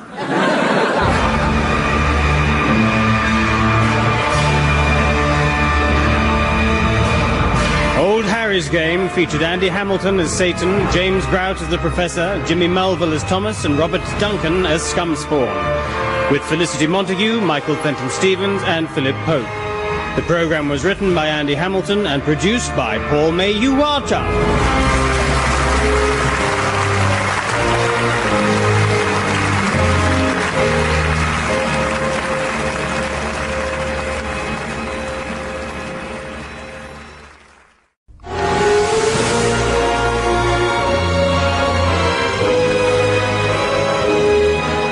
Harry's Game by Andy Hamilton, starring James Grout as the Professor, Jimmy Mulville as Thomas, Robert Duncan as Scumspawn, and Andy Hamilton as Satan.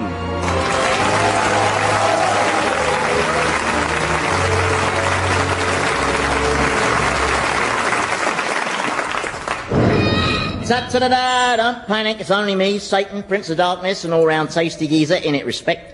Hey, Prof.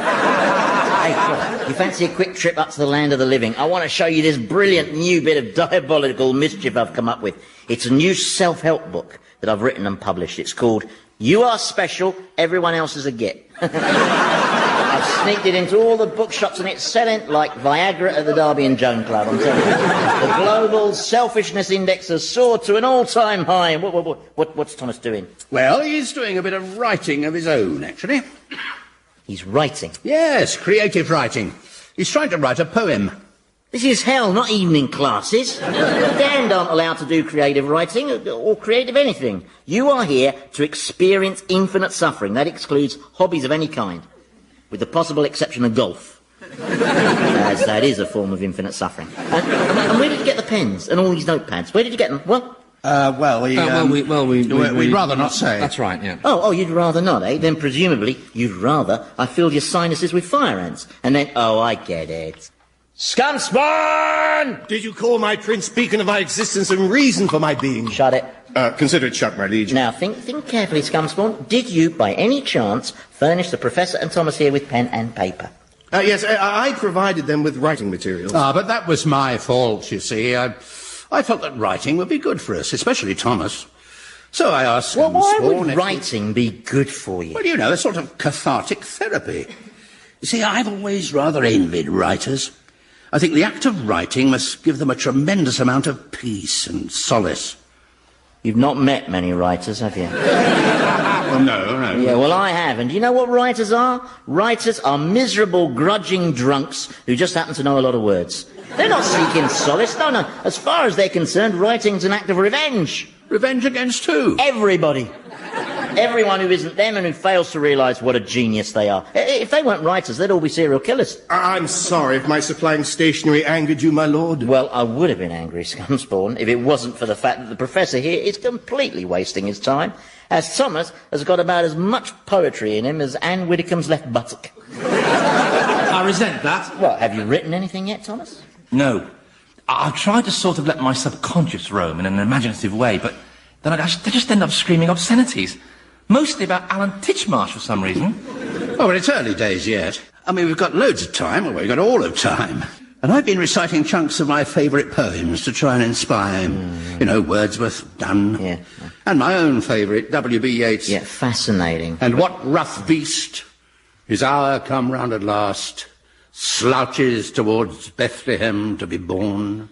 That's you, that is. What? Well, you're the rough beast slouching towards Bethlehem to be born. Says who? Well, it's obviously meant to be you.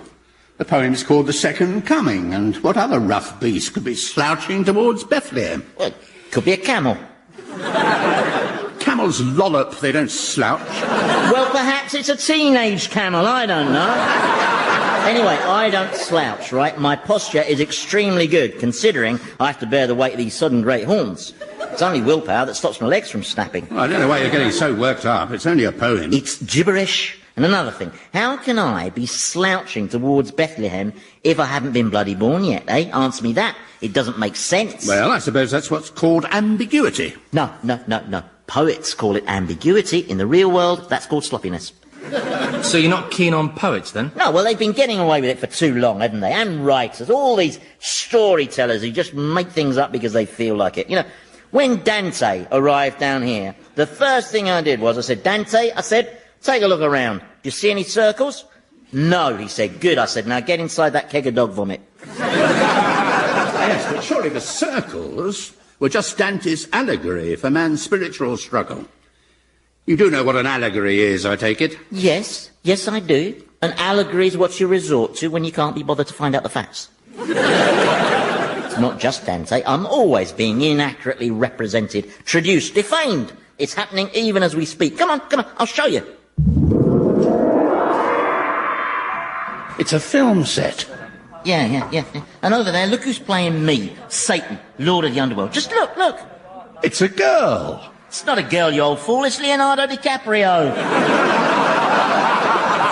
Oh, I'm sorry. The lighting's not very... Did you see him in Titanic? No, I died before that film came out. Oh, then you were one of the lucky ones. Is that me? Look at him, I ask you. A podgy, pretty boy who looks like a prepubescent Norman Lamont. I mean, mind you, he's just the latest in a litany of total miscastings. I've been portrayed by Brad Pitt, Jim Carrey, Ian McShane. I've been played by Lovejoy. Mephistopheles with a mullet, honestly.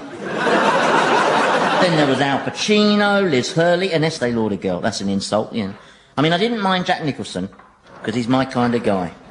And he's got my eyebrows. Still, looks like they're going to have to abandon shooting in a second. Why? Well, I think Leonardo's going to have to take a little break because, because I just feel his wife runs with puff adders. Oh, my God!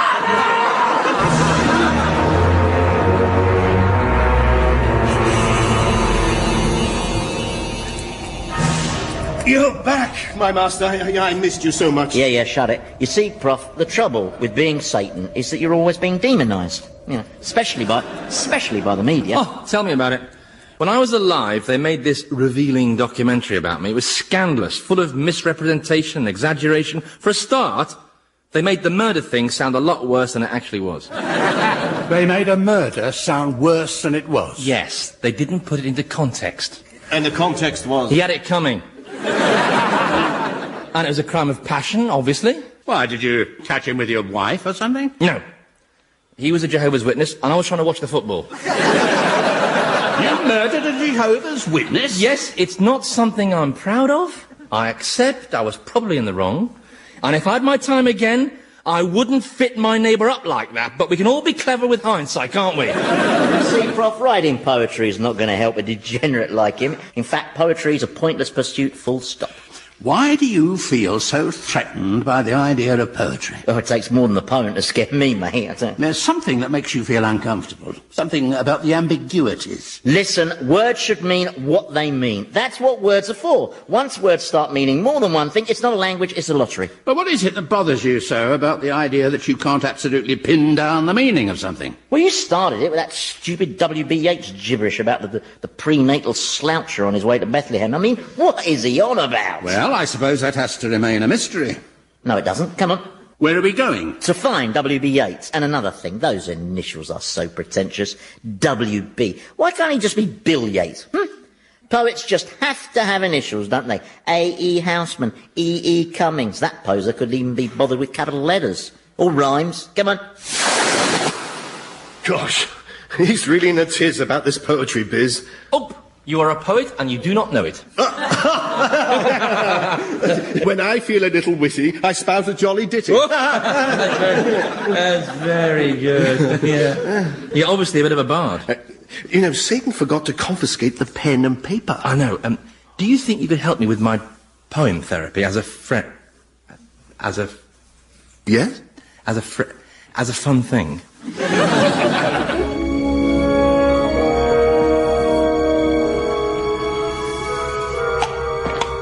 So, where will we find this W.B. Yeats, then? You'll be in Poets' Corner, which is just the other side of this section. And what's this section? The writer's block. You mean these poor souls are all writers? Yeah, surely you worked that out from the clouds of dandruff. My goodness. So, do most writers end up in hell? All writers end up in hell. Because they not only live bad lives, they imagine bad lives. You can't get more depraved than that. So they have to be punished. And this is their punishment block, where all writers are tormented by their own creations. Oh, my God. Over there, you can see Charles Dickens being eternally beaten up by Bill Sykes and a horde of lisping orphan cripples, whilst receiving groundless reassurance from Mr. Micawber. Fear not, young sir, you're just waiting for something to turn up. Yeah. And down there is Flaubert, chained to a Madame Bovary, who just keeps whittering on about how dull provincial life is. And to the right, you can see the great Ernest Hemingway, trapped in an eternal bullfight. Fight is possibly not quite the right word. But that bull must be 30 feet high. What's that in Hemingway's hand? Cocktail stick.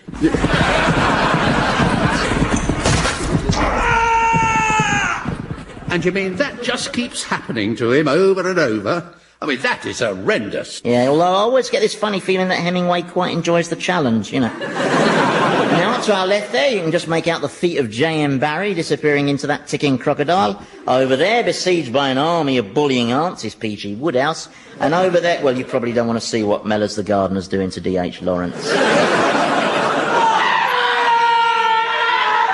Oh, my God, was that him? No, that was 2 screams. No, that's the Brothers Grimm being pursued by a psychotic witch made out of gingerbread. Oh, this is vile. Oh, thanks very much, yeah. My demons love playing the parts of all these fictional creations, though they do tend to fight over whose turn it is to be Moriarty and chase Arthur Conan Doyle with the massive painted dog. Oi, I know you poxy great pinnock. You remember Jane Austen, Professor?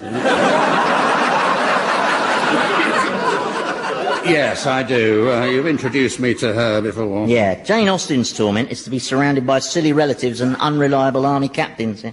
But the demons taking on the guises end up with a lot of bite marks. Yes, she does seem rather aggressive. Do you want some? Leave it, Jane, leave it. Got to drink, I think. Let's see who else have we got. There, Lewis Carroll in a new wonderland, where he's being persecuted by the Mad Hatter, a March Hare and a panicky white rabbi. Which I suspect may be an administrative error. I'm late! Oy vey, but I'm late!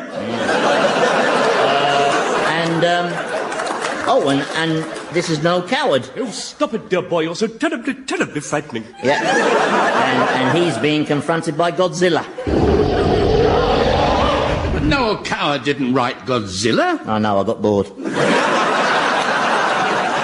One of the most promising QCs in the country. You're terribly shy with women. You were editor of the Express, if I remember correctly. Yes, one of 7 in the last 8 years.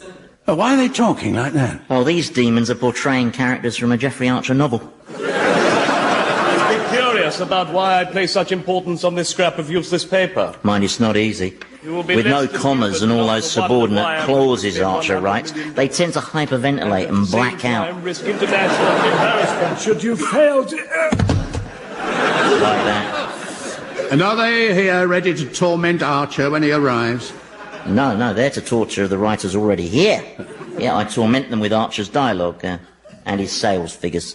Anyway, I don't want Archer coming down here, lowering the tone, barking out tall tales about how he was the youngest viceroy of India ever to win Olympic gold in the 200 metres hurdles while simultaneously splitting the atom. Yes, he does live in his own strange world of fantasy. Yeah, trouble is he tries to make the rest of us live there with him. Now, come along, Prof, you're dawdling. Come on. Well, how much further is it to this poet's corner? Oh, not that far now. If you listen carefully, you can just hear the sound of Wordsworth being savaged by 1,000 carnivorous daffodils.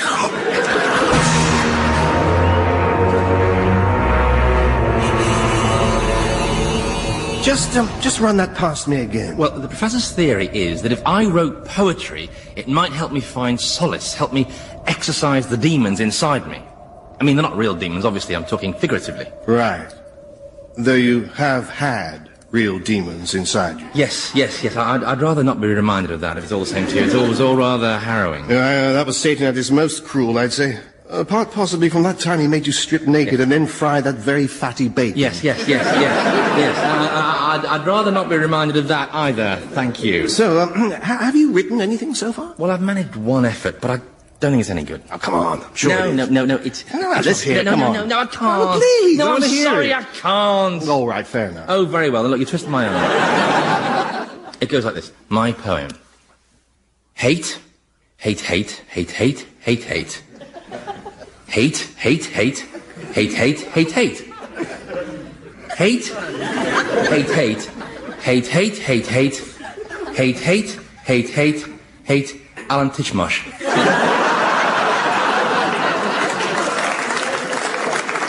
Well, yes, it's certainly got a lot of energy. Energy, yes. And it's got a certain unity to it. Unity, yes, good, yes. And rhythmically, it's dynamic. Well, I went for dynamic, yes. Well, it had a sort of a primal urgency, primitive almost, that reminded one of a sort of unfettered pagan tribal drumbeat. Yes, you're saying it's crap, aren't you? Well, yes. But, it's interesting crap. I mean, why this obsession with Alan Titchmarsh? I don't know. I give free rein to my subconscious, and that's what popped out. Perhaps subliminally, I hate Titchmarsh because somehow I feel he's all that stands between me and Charlie Dimmock. I don't know. But that's the best I could come up with, and it's pathetic. Well, perhaps if you could sort of relax, then your mind might free up the images that, don't involve hating TV gardeners. Oh, you make it sound so easy. But I can't relax.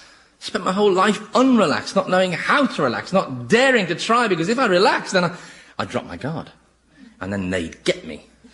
Who's they? Oh, the great predatory they out there lurking in the long grass. Oh, of course, yes. Yeah, they've always hated me, you see. Do you know how many people attended my funeral? 3. My brother, my wife, and a man from the fraud squad. Not exactly mass mourning, was it? Well, I bet people were upset. Well, my wife was upset by the low turnout, yes. Well, there you are. She said it wasn't enough people to do a Mexican wave. My brother cried, though. Isn't that odd? Well, not really. You'd have cried at his funeral, wouldn't you? Afraid not. He can write poems, my brother. He was always a jammy one. Anyway, how come you know what happened at your funeral? Satan videoed it for me. I'm giving up this poetry, cobblers. I'm beyond help, I'm a freak. Oh, no, don't give up. Let's have another try, eh? Never give up. Yeah, I really appreciate your support, Scumspawn. I really do, but could you take your claw off my shoulder? It's drawing blood. Oh, I'm sorry.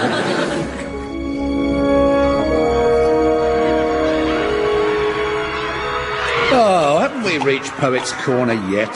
Yeah, this is it. Can't you tell? The screaming's got much more effeminate. Now, I'm just looking for your W.B. Yeats code. Oh, good grief, a tiger. Yeah. He's quick, that William Blake, isn't he? And what are those demons doing? Looks like some kind of party game. Yeah, they're playing Blind Man's Buff with John Milton. In the buff. Serves him right. He made a fortune out of me with his Paradise series. Paradise Lost, Paradise Regained, Paradise Fell Down the Back of the Sofa. Oh, but what poetry, eh? Miltonic verse has got such music to it. Wasn't it him who wrote, "They also serve who only stand and wait"? Well, that's not true in shoe shops.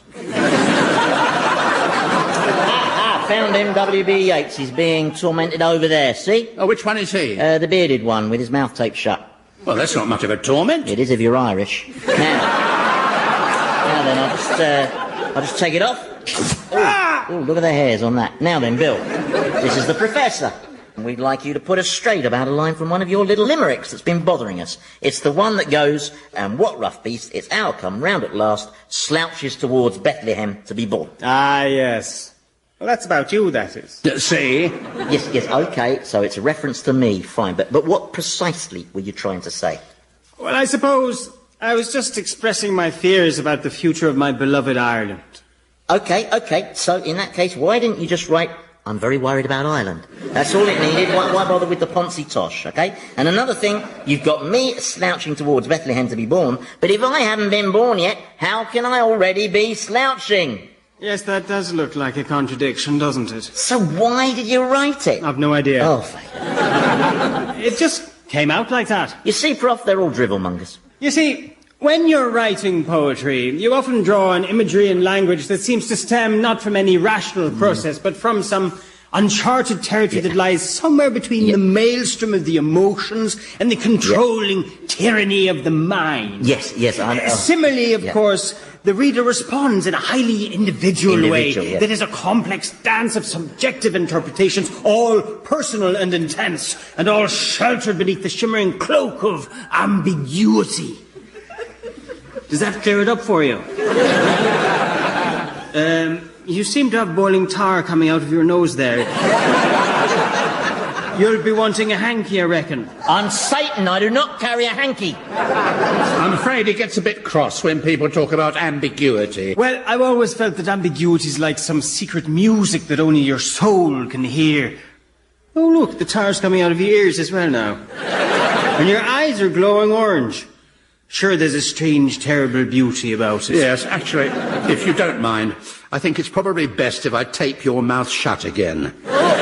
Trust me, it's for your own protection.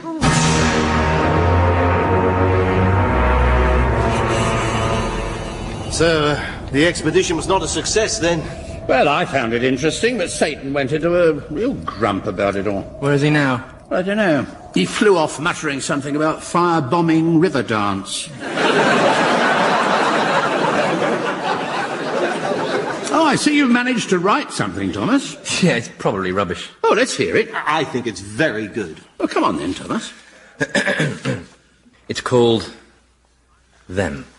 I know they are out there, lying in wait, their eyes gleaming bright with fury and hate. Their gaze is fixed on me, their prey, through the long sweat of night and the mad race of day, and I'm transfixed by the thought they're all the same, each predator's face identical to the other.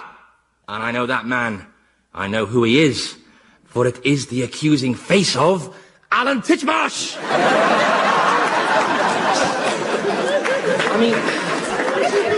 I mean, the ending still needs a bit of work. You know. Yes. No, well done. It's got energy. I can't quite get past the Alan Titchmarsh thing.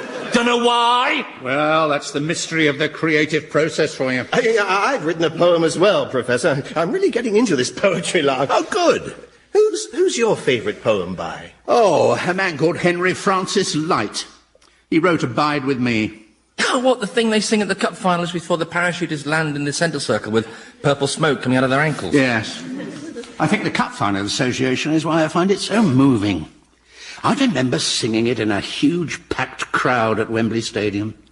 And a man in a white coat, northern chap, he used to stand on a tower in the middle of the pitch and lead us in the community singing. And he used to call out each line as he got to it.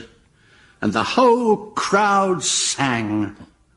100,000 people, jammed so tightly that if you got taken short, you had no choice but to pee down a rolled-up newspaper and hope that no one noticed their leg was soaked in urine. Yes, all that's been lost now. Yes. It's the young people I feel sorry for missing out on a unique experience like that. I think it's the simplicity of the words I find so moving. Abide with me. Fast falls the eventide. The darkness deepens. Lord, with me abide. Lord, with me abide. When other helpers fail. When other helpers fail. And comforts flee. And comforts flee. Help of the helpless. Help of the helpless. Oh, abide with me. Oh, I didn't see you there. Yes, well, I was attracted by the sound because, funnily enough, hymns aren't something you hear very often in here. And it must be all ages since songs of praise paid us a visit. Now listen, before you start picking on anyone, this was my fault. I started it. Oh, I don't doubt that. Yeah, relax, Professor. I'm in one of my sunny moods, yeah. I've just enjoyed a therapeutic little trip back to that film set. Sadly, the production seems to have run into a few problems. Yeah, the studios had to sack the producer, the director, and the writer. Well, I suppose you orchestrated that. No, that's just what happens on movies. But I might possibly have had something to do with Leonardo DiCaprio's inconvenient bout of leprosy. Oh! So all in all, I don't think that picture's going to... What's that you're holding, Scumspawn? Well, nothing, my lord. No, it's a piece of paper with writing on it. Is it? Oh, yes, it was just mindless doodles. What is it? It's nothing at all. What is it? I command you to tell me. It's a poem. I don't like poems. Who wrote it? I wrote it, it was me. Yeah, that's right, it was him. Tear it up, Scumspawn. Tear up my dreadful poem. In other words, Scumspawn wrote it. Yes, my lord, I'll tear it up. Read it. It's rubbish, my liege. I said read it. Very well, my prince. It's called My Prince. He stands like a colossus. He moves with imperial grace. His black wings crack the scorching air, the doom of sinners written on his face. But beneath the fury, there's beauty too. 2 angels' eyes of deepish blue, staring bleakly into space. That's wonderful, Scumspawn. It's sentimental garbage. That's not an opinion, it's a royal proclamation. I hereby officially proclaim this poem to be garbage. Give it to me, Scumspawn. Yes, my lord. There, now it's ex-garbage. Scumspawn, if I ever catch you writing another poem... Oh, I won't, your fantasticness. I wouldn't dream of offending you by writing another. That's the last thing I do. Yes, it would be. Now, I trust I've expressed myself without ambiguity. I've worked out why ambiguity bothers you so. Really, how fascinating. Ambiguity contains an element of doubt. Now, as a scientist, I'm used to that. I mean, science is a form of applied doubt. But someone in your position can't countenance doubt. Without certainties, absolutes, I mean, your whole being is called into question. Do you know something, Prof? You've got a lot of gob on you. How should I be punished, my prince? Oh, I don't know. Just get out of my sight. Of course, yes, out of your sight. All the way out of your sight? Yes, go on. Consider me gone, my prince. Go on. You really mustn't blame him. I don't. I blame you two. Yeah, you began this little poetry festival. Now then, gentlemen. I don't like that edge in his voice. I've heard it before. Well, I was just thinking you two will probably miss old Scumspawn, and I wouldn't want you to get lonely, so I'll just conjure up 2 demons to keep you company. There, you probably recognise them, Professor. Why, you evil Now, Prof, let's have no nasty nouns. Enjoy. I've heard that laugh before as well. Oh, God. Mind you, these two are pretty tame-looking demons, aren't they? I mean, look at them. Nothing very frightening about them. Well, one of the most promising QCs in the country. You're terribly shy. Why is it talking like that?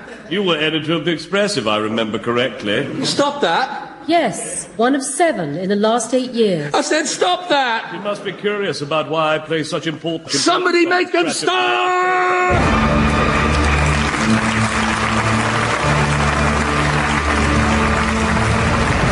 Old Harry's Game featured Andy Hamilton as Satan, James Grout as the Professor, Jimmy Mulville as Thomas, and Robert Duncan as Scumspawn, with Felicity Montague, Philip Pope, and Michael Fenton-Stevens. The programme was written by Andy Hamilton and produced by Paul Mayhew Archer.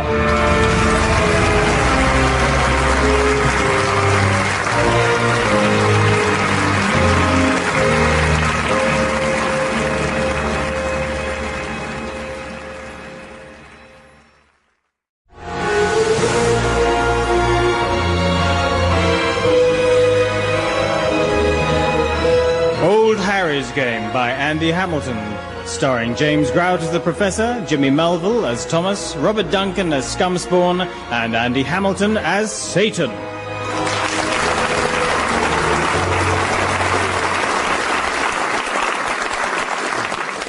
Step right up, come on, try your luck. Here, Professor, come and have a go, come on. Well, what is all this? Well, I like to organise the occasional fun event to boost staff morale, and I thought this might make a nice change. Hell's never staged a fete before. I'm not sure about all this bunting, though. Funny word, bunting. From the verb to bunt, meaning to celebrate in a half-hearted manner. Scumspawn, give the Professor a few of your finest wooden balls, eh? Certainly, Your Highness, and on behalf of all your demons, may I thank you for organising this recreational break. The lads are enjoying it even more than that Vickers and Tarts party. Vickers and Tarts? Yeah, we got loads of Vickers and baked them into tarts. Big success. Yes, there's something very therapeutic about rolling pastry, isn't there? Yes, now, and Professor. The crimping, there's a real art to that. Yes, now, Professor. And the glazing. Oh, hey, Delia, enough. Now, Professor, try your luck. Come on, throw the balls, go on. I don't want to. Why not? Well, the coconuts are supposed to be on top of those little coconut holder stick things. Not short, naked Frenchmen. Oh, you are such a stickler. Well, anyway, why pick on the French? I'm sorry, I just don't understand the question. But why the French? Well, I thought it would give the stall a certain thematic unity if we used diminutive Frenchmen like Napoleon Bonaparte there, Toulouse-Lautrec, Edith Piaf, Maurice Chevalier. I didn't know Chevalier was short. He's not. We've had to stand him in a hole. Yeah, now go on, have a throw. No. Oh, well then give me the balls. Right, here we go. Pathetic. Hey? You didn't hit a single coconut. I wasn't aiming at the coconut. This is just a nasty, racist... Oh, come on. What on earth is racist about throwing wooden balls at naked Frenchmen? I mean, that's political correctness gone mad. Besides, I display equal contempt for all races, don't I, Scumspawn? Oh, yes. Witness the guess how many Japanese in the jar stall. Yeah. Oh, for pity's It's sake. a big jar. They'll be fine as long as they don't panic. And over there is Spin the Spaniard, and the bouncy castle, that's just a lot of Americans lying on their backs. It's just sadism. All right. Don't get your high horse saddled up. If you don't like the internationally themed attractions, step over this way and have a go at Pin the Tail on the Thomas. Ow! Very popular. Look at that queue of demons. You know your trouble. You're sick, mentally abnormal. Well, I'm no psychiatrist, but I'm pretty confident that the urge to hurt Thomas cannot be classified as abnormal. But it's not just Thomas. Your whole existence is this pursuit of sadistic displacement activity. You're addicted to mindless cruelty. You can't help yourself. You're not really in control. I am always in control. I don't think so. In a sense, you're a victim. No, me, Satan. You victim. It's a compulsion. Look. You're addicted. I am not. Listen, I can stop any time I like. Well, go on then. Hey? Go on, prove it. Stop all this sadistic fate nonsense right now. Very well. There, all gone. The sinners return to their rightful pits, and demons to their workstations, and Thomas is no longer in the nude. No, but I've still got hundreds of pins sticking in me. It's torture. Well, try to think of it less as torture and more as slightly over-enthusiastic acupuncture. Oh, well, I suppose I'd better go up and sow mischief among the tribe of man. Think I'll head for the States, yeah. That's always fertile territory, yeah. First I'll hide George W. Bush's teddy, and then I'll go suggest some programme ideas to Jerry Springer. See if I can get someone murdered live on air. At last. See, you can't stop, can you? You've always got to be up to something. It's the manic streak in you.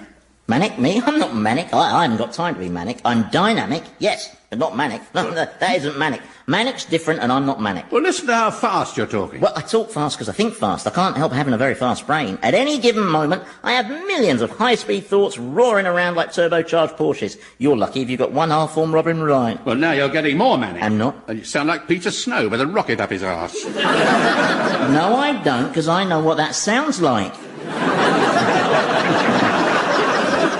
Yeah, that's a fireworks night he won't forget in a hurry. And the funny thing is, he still thinks Kirsty Walk did it. You still sound manic. I am not manic. You are. You should take a leaf out of Scumspawn's book. Oh, what book's that? Walk Rowing for Beginners? Scumspawn always has this stillness, this air of contentment, the peace of mind. Well, of course his mind is peaceful. It's completely untroubled by thoughts. He's insulated by stupidity, isn't that right, Scumspawn? Yes, I suppose I am, really. Yeah, it's easy to be calm if you're an imbecile. He's right, you know. My brother was calm and composed and serene, and he was an idiot. Why do you say he was an idiot? Well, the man earned less than 200 grand a year. He must have been an idiot. Now, let me get this straight.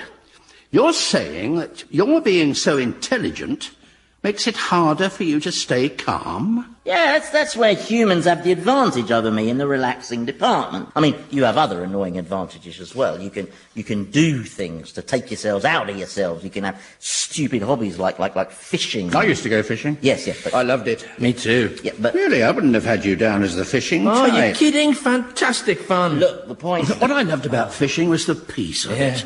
Just sitting there for hours and hours, waiting to catch your first fish of the day. You didn't have any dynamite then?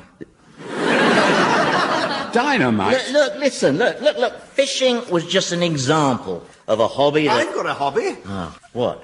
Tap dancing. Watch. Now, that's impressive. Especially with cloven feet. Fred Astaire taught me that. He says I'm a natural. He says my feet just glide across the floor. Yeah, they'll be nailed to the floor in a second. Sorry, my prince. Don't do it again. Now, to return to my point, you mortals have more ways that you can unwind. You have hobbies. You can have interests. You can have kids. You could have kids. Eh? Well, you're a goat from the waist down. Goat. Get it? Goat. Kids. Why are you all staring at me? He's turned me into something, hasn't he? You're all towering over me. Oh, God, where are my arms and legs? Oh, God, what am I? You don't want to know. And you humans, you have other calming experiences available. You can daydream, you can sleep. Well, not down here, we can't. Well, of course not. It would hardly be the realm of eternal torment if you could take time out for a kit, would it? No. And besides, if I can't sleep, why should anyone else? Please, what am I? Well, why can't you sleep? Well, I don't know. It's all part of my punishment, I suppose. Don't ask me. I just languish here. Please, somebody tell me what I am! Well, you'd like to be able to sleep, though, wouldn't you? Well, yes. I must admit, there aren't many mortal experiences that I envy. Though I quite fancy a go on one of those new micro-scooter things. But there was this one night when I was sneaking around the home of a rail executive, loosening all the banisters, and I went into one of the bedrooms, and there were two small children asleep, and they looked so still, yet serene, you know, their bodies totally floppy and their faces glowing with a sort of luminescence, every muscle relaxed. Yeah, I know what you mean. Kids look so at peace when they're asleep. Yeah. Shame you all forget how to do it. What? Humans forget how to sleep.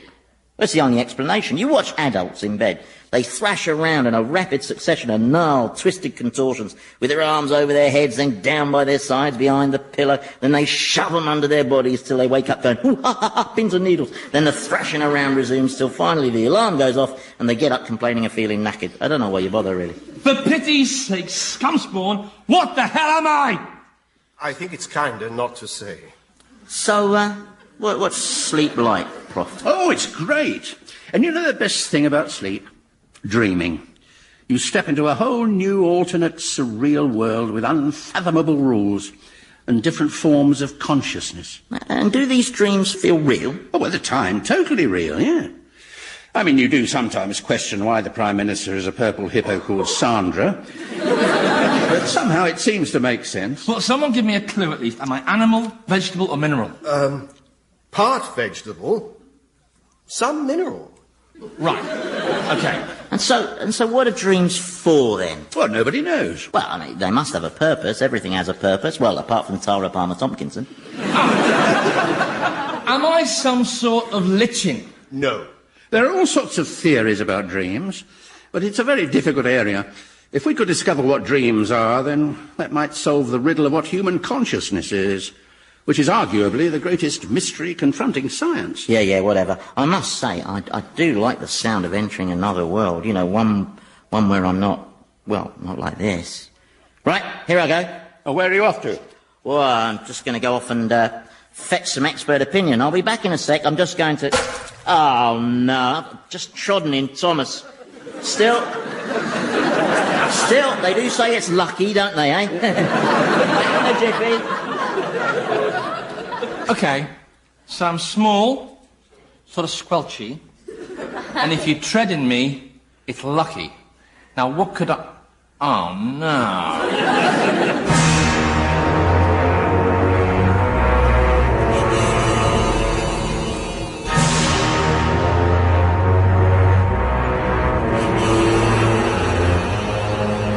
So, according to my theory, Freudian theory, which is named after me, by the way.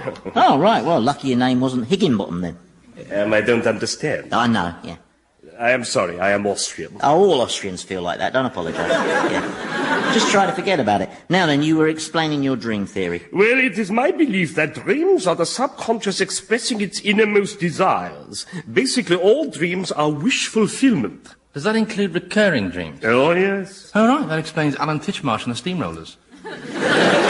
What's the matter, Freudy? Why is your jaw hanging down like that? Because I just engaged in conversation with a piece of excrement. Oh, that's Thomas. He's always talking crap. Now he is a talking crap. Siggy, I would like to see this theory of yours in action. Well, I need someone to tell me a dream. Well, all right, here's one I remember. Mm-hmm. I'm sitting in a space rocket. Clearly a phallic symbol. And the rocket is waiting to take off from this very tall launch pad. Another phallic symbol. And the curious, incongruous thing is that sitting in the seat next to me is Abraham Lincoln. A phallic symbol. What? Oh, come on. The stovepipe hat, yeah? Do I have to draw you a diagram? Ah, yes, but he's not wearing his stovepipe hat. He's wearing an astronaut's helmet. Aha, a shiny helmet. What could be more phallic than that?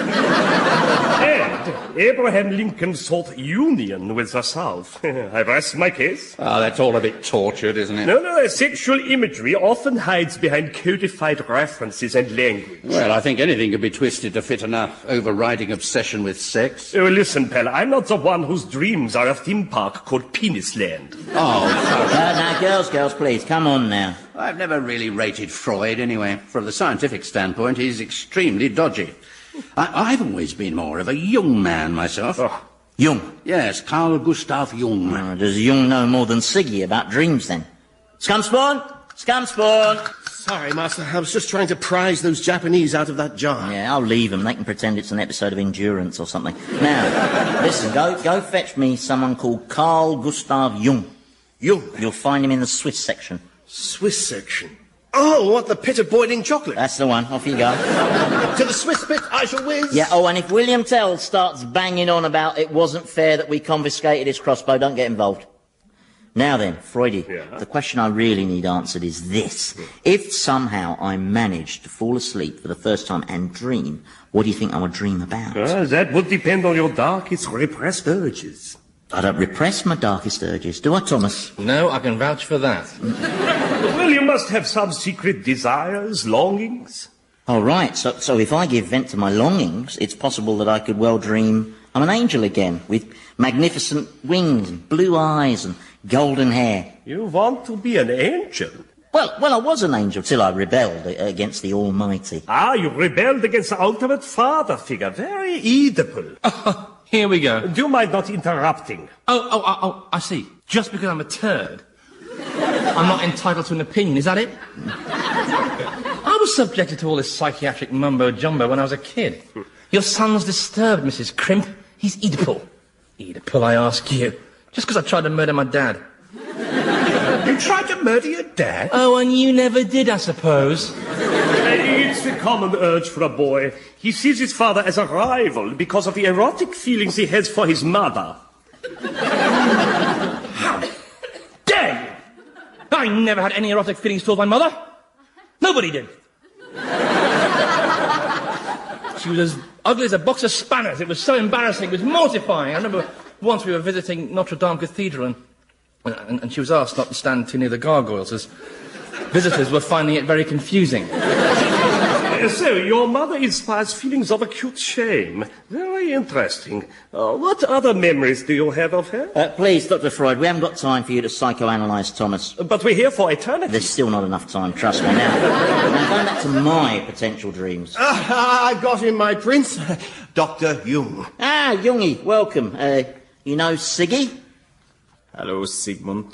Carl Gustav. Dr. Jung, may I just say that I'm a great admirer of your work. You're such a groveller. I must be turning coprophobic. I thought I just heard that doo-doo speak. That doo-doo did. Don't worry about it, it's a hell thing. Now, Jungie, can I call you Jungie? Well, I think you'll find I can. Okay, Jungie, I am contemplating the possibility of a new experience, namely dreaming.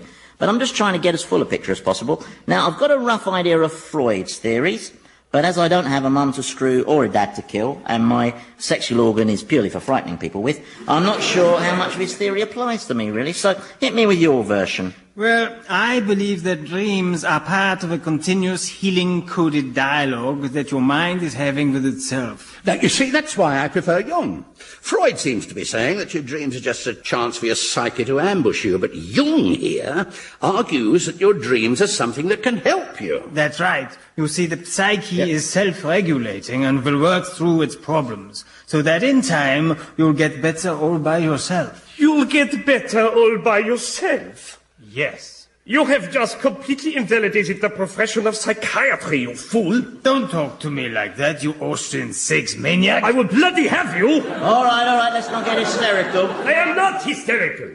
And I should know, I invented hysteria. Hysteria is a phenomenon found in sexually repressed Viennese women who once discovered their father in flagrante with somebody inappropriate. I know, such women were my patients. They were your only patients. Shut it, you Schweizer. Whoa, leave it now. Now, Jung, did I hear you say that the psyche is self-regulating? Correct. So I could sort of regulate myself towards a lovely dream where I'm an angel again, couldn't I? Because Because I'd really like that. Well, dreams are not really accessible to that kind of conscious control. They draw subliminally on a secret language of images and archetypes rooted deep within the collective unconscious. Yeah, but Satan doesn't have a collective unconsciousness. No, I'm something of an individual. Well, then perhaps my theory of racial memory doesn't apply to you. That theory is mystical claptrap anyway. It is not. Oh, yeah? Well, if there is such a thing as racial memory, how come the Swiss can never remember where they put all the Nazi gold? Oh, yeah. Oh, exactly. No. Can you watch where you're stepping, please? Shall I scrape Thomas off those shoes, my liege? Oh, who cares? What's the point? This is all academic anyway, isn't it? In what sense? Well, I'll never experience dreaming because Satan can't sleep. Well, are you sure of that? Yeah. You never feel tired? I feel tired all the time, but... Have you never even felt drowsy? Well, I once thought I'd nodded off reading a piece by Boris Johnson, but in fact, I just blacked out from boredom. It wasn't sleep. Sadly. Yes, but have you ever really tried to sleep?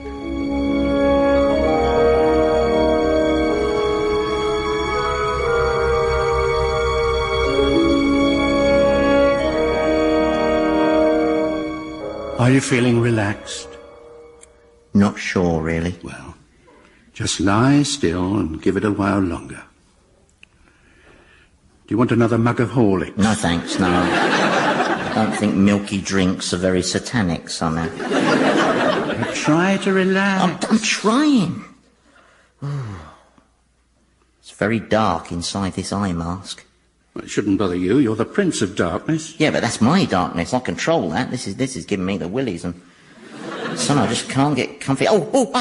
Pins and needles in my arms. Would you like a massage, my liege? Certainly not. You know the rules.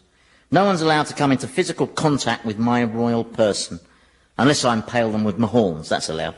Yeah, and quite good fun. It's no use. I'm still wide awake. Would you like a story? Maybe.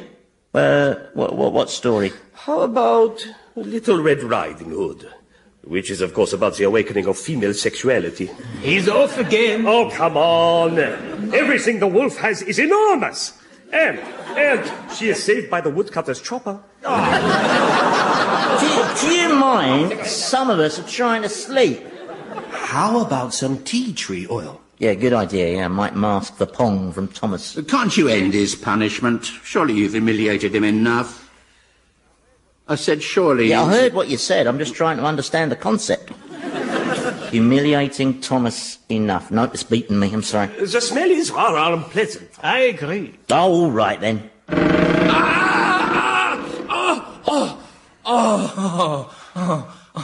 got my body back. All my bits. And I'm not a piece of cack anymore. Well, you're entitled to your opinion. Of course, there's one other way we might get you to sleep. I'm not drinking chamomile tea. I'm not that desperate. We could try hypnosis. Eh? Well, presumably both doctors know how to put someone under. Freudian analysis relies less on hypnosis and more on free association. I rarely hypnotize anyone, except at the Christmas party. Carl Gustav, do you remember that time I conditioned Professor Winkelstein into believing he was a baboon and exposing his bottom every time he heard the name Franz Joseph? That was very funny, wasn't it? Yeah. Till he got the personal invitation from the Emperor. Yes, that was unfortunate. Whatever happened to Winkelstein? We never found out. So you know how to do it. Perfect. Yeah, but hypnosis isn't going to work on me, though, is it? I'm too strong-willed. I'm not going to succumb to a swinging watch. Are you sure? If I get out my pocket watch like this and swing it gently from side to side, do you not feel your eyelids getting heavy? Your mind slipping into the warm embrace of sleep. Wake up, Scumspawn. Wake up, Scumspawn. Oh, out like a light. Look at him. All the willpower of Bill Clinton at a cheerleaders' convention. Well, let's try again. Look at the watch. It's not going to work. Let's face it, I'm just too bright. Just concentrate on the watch. On the watch. Just look at the watch. Well, that's Jung off.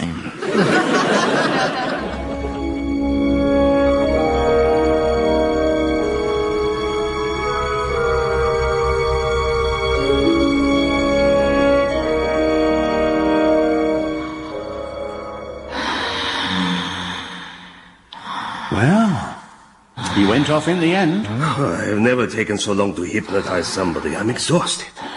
Well, it's a considerable achievement on your part. You've given Satan his first experience of sleep. He is asleep, isn't he? Oh, yes. He is in the very deepest phase of sleep. See? The one where the dribble comes out of the corner of your mouth. Yes, green dribble. Oh, he's sound asleep, all right. Yeah, so he is.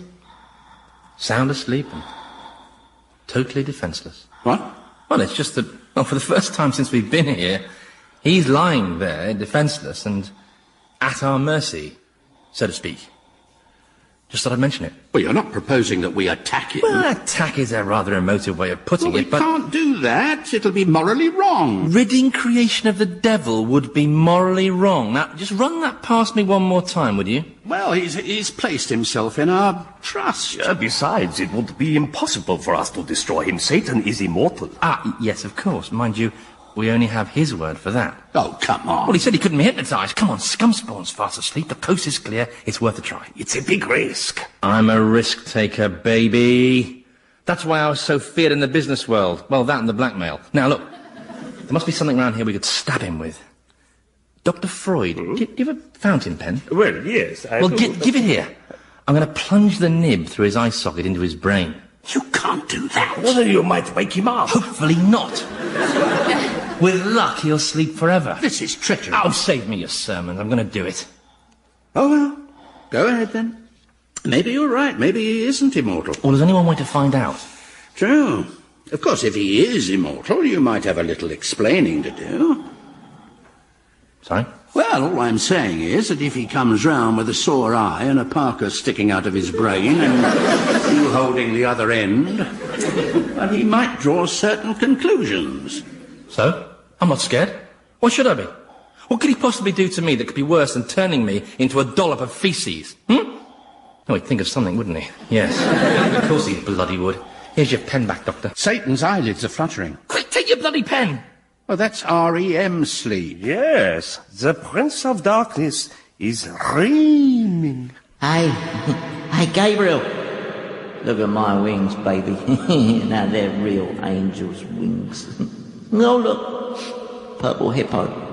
Hey, Sandra, I'm going to overthrow God. Do you want to join me? What's that rumbling sound? Well, it's terrifying. It's him. And that's his face of wrath face, and his wrath is terrible. Oh, my wings! He's ripped off my lovely wings, and my legs are bending, and I'm sprouting hair, and I'm growing horns. No, please, no! Oh, God, oh, jeez, Mother O'Reilly, why didn't you warn me that could happen? God, oh.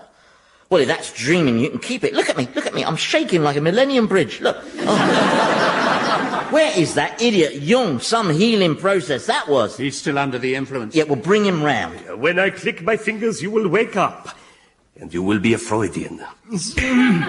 So, how did it go? What happened? Too much. Yeah, and why are you holding a fountain pen, Thomas? Oh, for heaven's sake, it's only a writing implement. It's not a weapon. Well, I didn't say it was. Oh, hold on, we've forgotten Scumspawn. Bring him round. You will awake when I click my fingers. I was having this lovely dream. You were what? Oh, it was so relaxing. Are you shaking, my prince?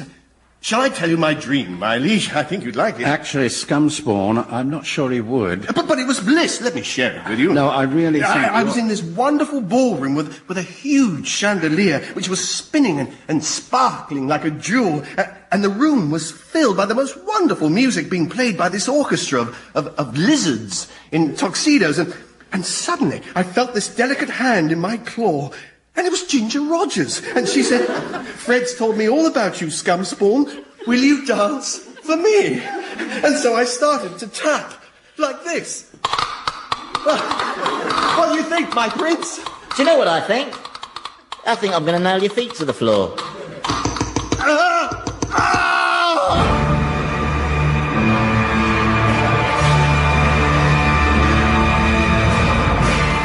Old Harry's Game featured Andy Hamilton as Satan, James Grout as the Professor, Jimmy Mulville as Thomas, and Robert Duncan as Scumspawn, with Philip Pope and Michael Fenton Stevens.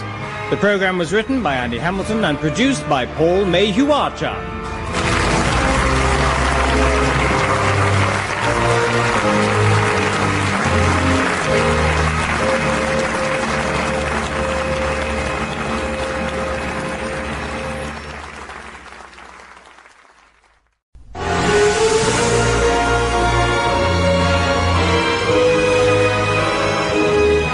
Harry's Game by Andy Hamilton, starring James Grout as the Professor, Jimmy Mulville as Thomas, Robert Duncan as Scumspawn, and Andy Hamilton as Satan.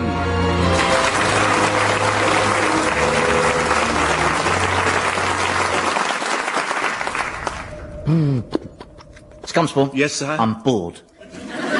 Bored as a brain cell in the frontal lobe of Lawrence Llewellyn-Bowen. Perhaps you could go up and sow mischief and discord in the world of men. I mean, that always raises your spirits. Does it? I know. You could be that IT specialist, the solution provider, who comes in and wipes every computer in the company, then tells the staff not to worry as he can retrieve all their files, then spends 6 hours pushing lots of buttons before he says, "No, my mistake, I was wrong," and just leaves. You're brilliant as him. Someone committed suicide last time. Yeah, I know. Or you could be that wardrobe assistant who works on Ally McBeal and goes around telling all the actresses they're looking a little podgy. Yeah. No, Scumspawn, the thing is, these guys have all been there, done that territory, and I don't know, I tell you what, I wouldn't give for a career change. But as the quintessence of evil, what else would you be qualified for? Well, there's always banking. I'm sure Barclays would have me. Come on, let's go see the Professor. He usually comes out with something entertainingly ludicrous. Oh, we could make Oscar Wilde box Rocky Marciano again. Again. The most singularly depressing word in the English language. That and empowerment. Ingrid Bergman. What are you doing? Me and Thomas were just reminiscing about the most beautiful women we ever saw.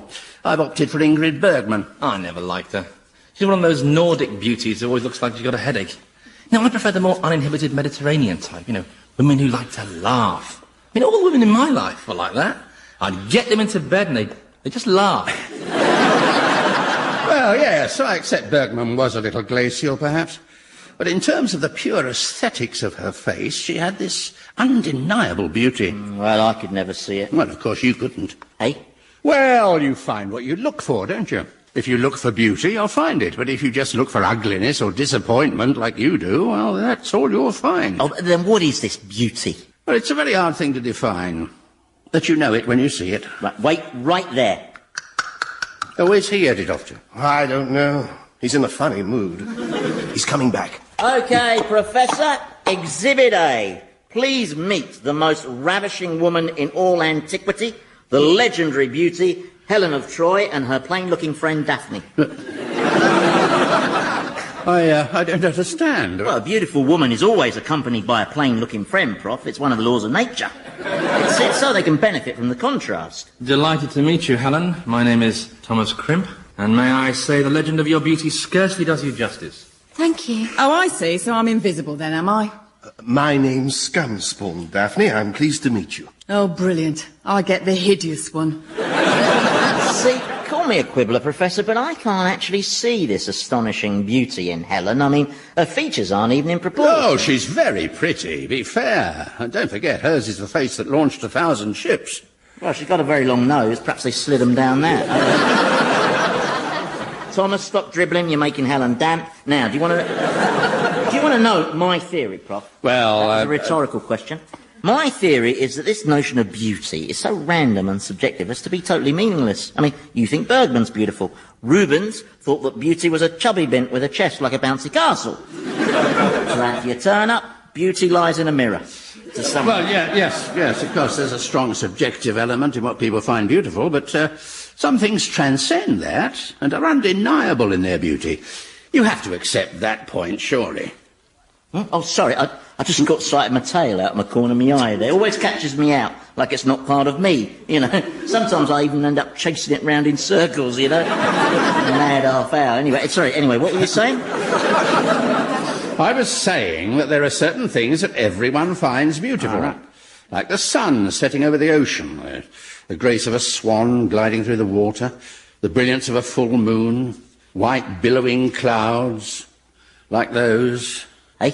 Clouds, billowing towards us. Billowing clouds? In hell? Uh-oh, on the floor, quick, prostrate yourselves, avert your gazes. He likes gazes to be averted. Who does? I do. Good God, it's God. Correct, I am the Lord Almighty, I am the Alpha and the Omega, and all the Greek letters in between, blah, blah, blah. We are not worthy of your presence, your almightiness. Oh, yes, I know all that. We are but undeserving, pitiful vermin, aren't we, Scumspawn? Yes, indeed, especially me. You remember Scumspawn? I'm hardly likely to forget someone that ugly. No, true, he is once seen, never forgotten, isn't he? It's the ginger nasal hair. Oh, yes, I remember everyone. And unfortunately for you, everything. Yes, of course. So you remember the professor, then? Oh, yes. We met the last time I visited your kingdom. He asked me how I could be sure I was the one true God. Did he really? He's the one, isn't he? Yeah, actually, he can't help himself. He's got this syndrome. It's like Tourette's, only he shouts out questions rather than swear words, you know. Yes, but how does a god know that he is the god? It's a fascinating question, isn't it? Indeed it is. And so's what's it like to get 300,000 volts up your arse? May I just say, your divineness, that your countenance is looking particularly magnificent and awesome, and that those Renaissance painters failed to do you justice. They really did. Ah, yes. Thomas Crimp. The best argument I've ever seen for annihilating mankind. Oh, I agree. Him and David Mellor. Yeah. Now, what is Helen of Troy doing here? She's just here to... I never saw what all the fuss was about, especially considering the nose. Oh, I'm with you. Yeah. It sort of follows you around the room, doesn't it? I mean... Hello, over here, ignored person waiting for an introduction. You don't need an introduction. You're Daphne of Troy, the one who's forever asking Helen to go with her to the toilet. So, your supreme indivisibleness, to what do we owe the pleasure? Oh, well, no real reason. Just thought I'd pop by, you know, see how things are. Oh, I see. So, how are things? All much the same, really. Right, yes. And how are things in heaven? Well, you know, quiet. Very quiet. I've always wondered, is heaven an actual physical place, or is it some abstract spiritual dimension? Oh, there he goes with these bloody questions again. Yeah, it's a compulsive disorder, dodgy chemicals in his brain. I told you, Paxman's got it as well. But perhaps you and I should go off for a private chat away from these prying minds, Your Eternal Majesty. Good idea. Scumspawn, me and the Almighty are just going off for a bit of a confab. If you could escort Helen and what's-her-face back to where they belong. Whatever happened to manners? Anyone remember them? I'm the Prince of Darkness. Nobody expects manners, Frumpy. Come on, your ineffableness. Let's walk and talk. Right, well, you heard His Satanic Majesty. Daphne, Helen, if you care to follow me, I'll... Why are you looking at me like that? You spoke to me before you spoke to her. No one's ever done that before. Well, you were the nearest. Not even when I was nearest. Oh, well, Actually, Scumspawn, before you take them back, well, this is a unique opportunity to answer some of the great mysteries of ancient history. I've just got a few questions I'd like to ask Helen. Yes, me too. Like, what are you doing for the rest of eternity? Why is Thomas smiling that strange smile? Is he constipated? No, he's trying to be suave. Oh, right. And that's why he's kissing her hand, you see. It's not usual to slip the lady's finger into your mouth like that. Oh, gross. Helen, can I just check a few things with you? First of all, is it true that the Trojan War was caused by your running off with Paris? Suppose so. But presumably you couldn't help yourself because you were in love, eh? Not especially. Well then, why did you go off with Paris and plunge two great civilizations into war? Well, he had a nice ship. Oh, what? He had one of those new ships, you know, really fancy, and he offered me a ride in it. Do you like my hair? Yes. Perhaps you'd be a better choice to answer my questions, Daphne. Oh, do you mean that long legs, big breasts and blue eyes aren't the perfect qualifications for a historian, then? She's got spirit, hasn't she? I like that in a woman. Yeah. Actually, Helen, do you know what I like in a woman? What? Me. It's a coincidence. King Prime of Troy used to use exactly the same opening chat-up line. Oh, really? He was a prat as well. Now that's interesting. Was Priam regarded as foolish even before he fell for the ruse with the wooden horse? The wooden what? Well, the wooden horse. You know, the Greeks pretended to retreat, leaving behind a huge wooden horse with lots of soldiers hiding inside. Right. And then the Trojans saw the big wooden horse, and they decided to take it inside the city walls. And why would anyone do that? Well, because they thought the Greeks had left it as a sort of parting gift. Their bitterest enemy had left them a gift. Yeah. A sort of thank you for having us present, was it? This version where the Trojans are portrayed as total imbeciles, was it by any chance written by a Greek? Well, yes, Homer. But why would he make so much of it up? Well, which sounds better? Greeks overwhelm Troy in 20 minutes and butcher all the inhabitants, or Greeks strive heroically for decades and finally outwit Trojans through ingenious use of large, glamorous wooden artefacts. Yes, I suppose I should have spotted it was probably propaganda. Well, history's always written by the winners, Professor. True. Yeah, I remember once I was tormenting Goliath, and he told me that the boy David didn't actually kill him with his slingshot in single combat. Oh, no? No, he stabbed him in the back at a fondue evening. Sneak attack. Goliath tried to fight back, all 4'11" of him, but then David's mates all steamed in with socks full of pebbles. Yeah, that's probably the origin of the legend, you know. Yes, well, I suppose it just goes to show you shouldn't rely on the official version. Stop it, that tickles. Thomas, can you stop licking her toes, please? I'm supposed to be taking her and Daphne back where they belong. Scumspawn, not yet. I'm getting somewhere. I just need a bit more time. I can't disobey His Satanic Majesty's orders. All I want is a chance to pull Helen of Troy. Is that really so much to ask? Oh, leave Scumspawn alone, Thomas. You'll get him into trouble. And for what? For a Trojan Barbie? You just got the hump because she fancies me and not you. She doesn't interest me in the slightest. She's as shallow as a gnat's b-day. Are you two going to fight over me? No. Oh. Thomas, I'm sorry, but I have to comply with Satan's instructions. Now, that means taking Helen and Daphne... Look, no problem. You can comply with his instructions. Can I? First, you can take Daphne back while I look after Helen. And then you can come back for Helen after I've looked after her. For a bit.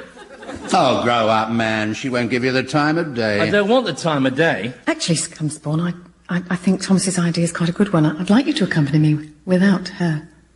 Really? Yeah, we could talk on the way, perhaps. Oh, right, yes. Well, that'd be nice. I can escort you through the raging fires of hell back to your pit of eternal torment. Right. Yeah. It's always nice to go the pretty way.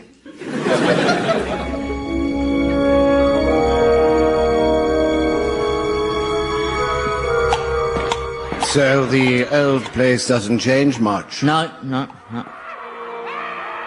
It's fine whaling. Oh, well, that section's full of .com investors, so most of them were whaling when they arrived, actually, yeah. So, how's the boy? Oh, he's fine, thanks. Yeah, nice lad. Lovely nature. Oh, yes, he's exemplary. The perfect son. If perhaps a little on the serious side sometimes. I know what you mean, yes.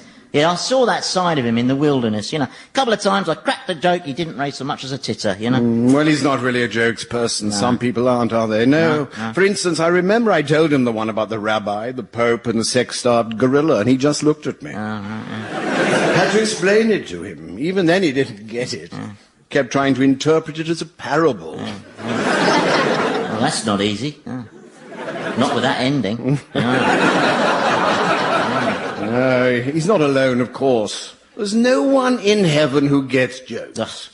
The chosen just glide around in a state of humorless grace, marveling at how wonderful it is that they've been chosen, bursting into renditions of Kumbaya.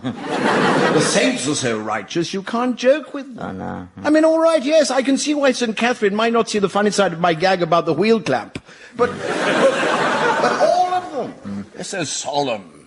And the angels are the worst. There's not one of the celestial host that enjoys a good joke. There used to be one, though, didn't there?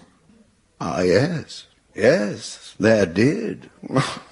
That's why you were my favourite angel. You were always up for a good laugh. Like that time you filled the angel Gabriel's horn with soap. Oh, yeah, bubbles everywhere. How we laughed, eh? Yeah. Gabriel didn't, of course, because his wings squeaked for ages after that. Oh, yes. Oh, we did have good times, though. Yeah. Till you went and you ruined everything. Well, maybe it's best we don't get bogged down on that whole rebellion blip. Is there something you want to tell me, Your Supremeness?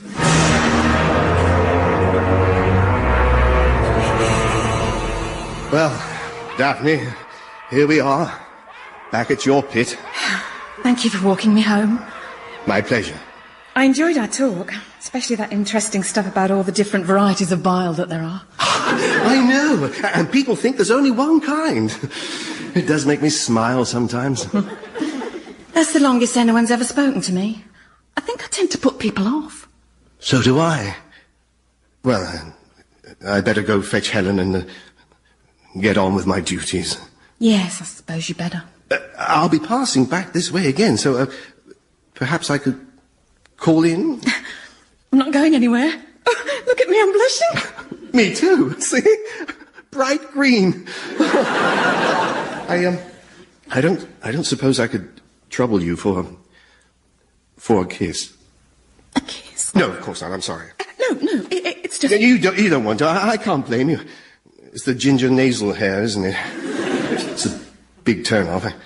I'm repulsive, loathsome, in fact. Scumspawn, listen. Looks aren't the only thing that makes someone attractive. They're only about 85%. The rest is their personality, and you have a lovely personality, and yes, I will kiss you. Oh, thank you. Thank you. Come nearer. That's near enough. Has anyone ever kissed you before? You can't go through with it, can you? I knew it. It was a ludicrous notion. Who could kiss the unkissable? Shh.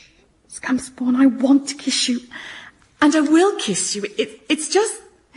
Yes? Well, if I black out from the stench, promise you won't take it personally.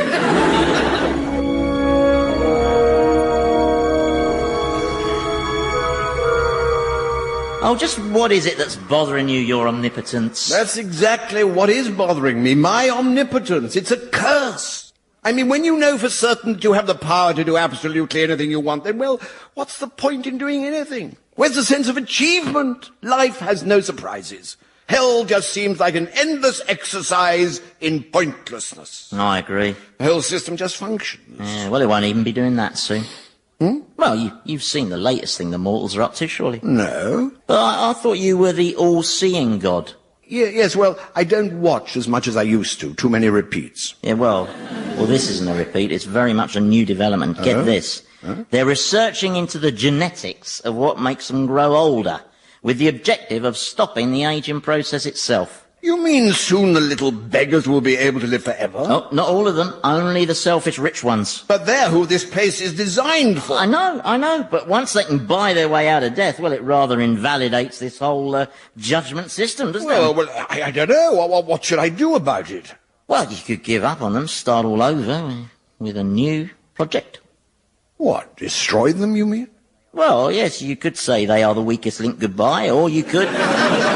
or you could just leave them to it, abandon them, start new worlds with new life forms, perhaps with bigger brains and less throbby sexual organs. Yes. I could start again, couldn't I? Might be just what I need. But what about this place? Well, again, just let him get on with it. I mean, everyone who's down here deserves to be here, apart, possibly, from me. You? Yes, I mean, perhaps you and me, we could start over again as well. So you'd get to leave hell behind? Please, I'm not telling you what to do. You're God, you know best. I am merely slipping something into your suggestion box. Of course, there is one other person who it would be wrong to leave in hell. Oh, no, not that professor person. Well, he really should never have been sent to my domain in the first place. He's the only mortal to have arrived here and raised the tone. He is worth sparing, trust me. Trust you? I know my track record's not good in that department, but honestly, Well, look, why don't I leave you to think about it for a moment? Yes, thank you. Oh, incidentally, if you fancy giving King Herod a bit of a fright, he's just along there on the left. Cheers.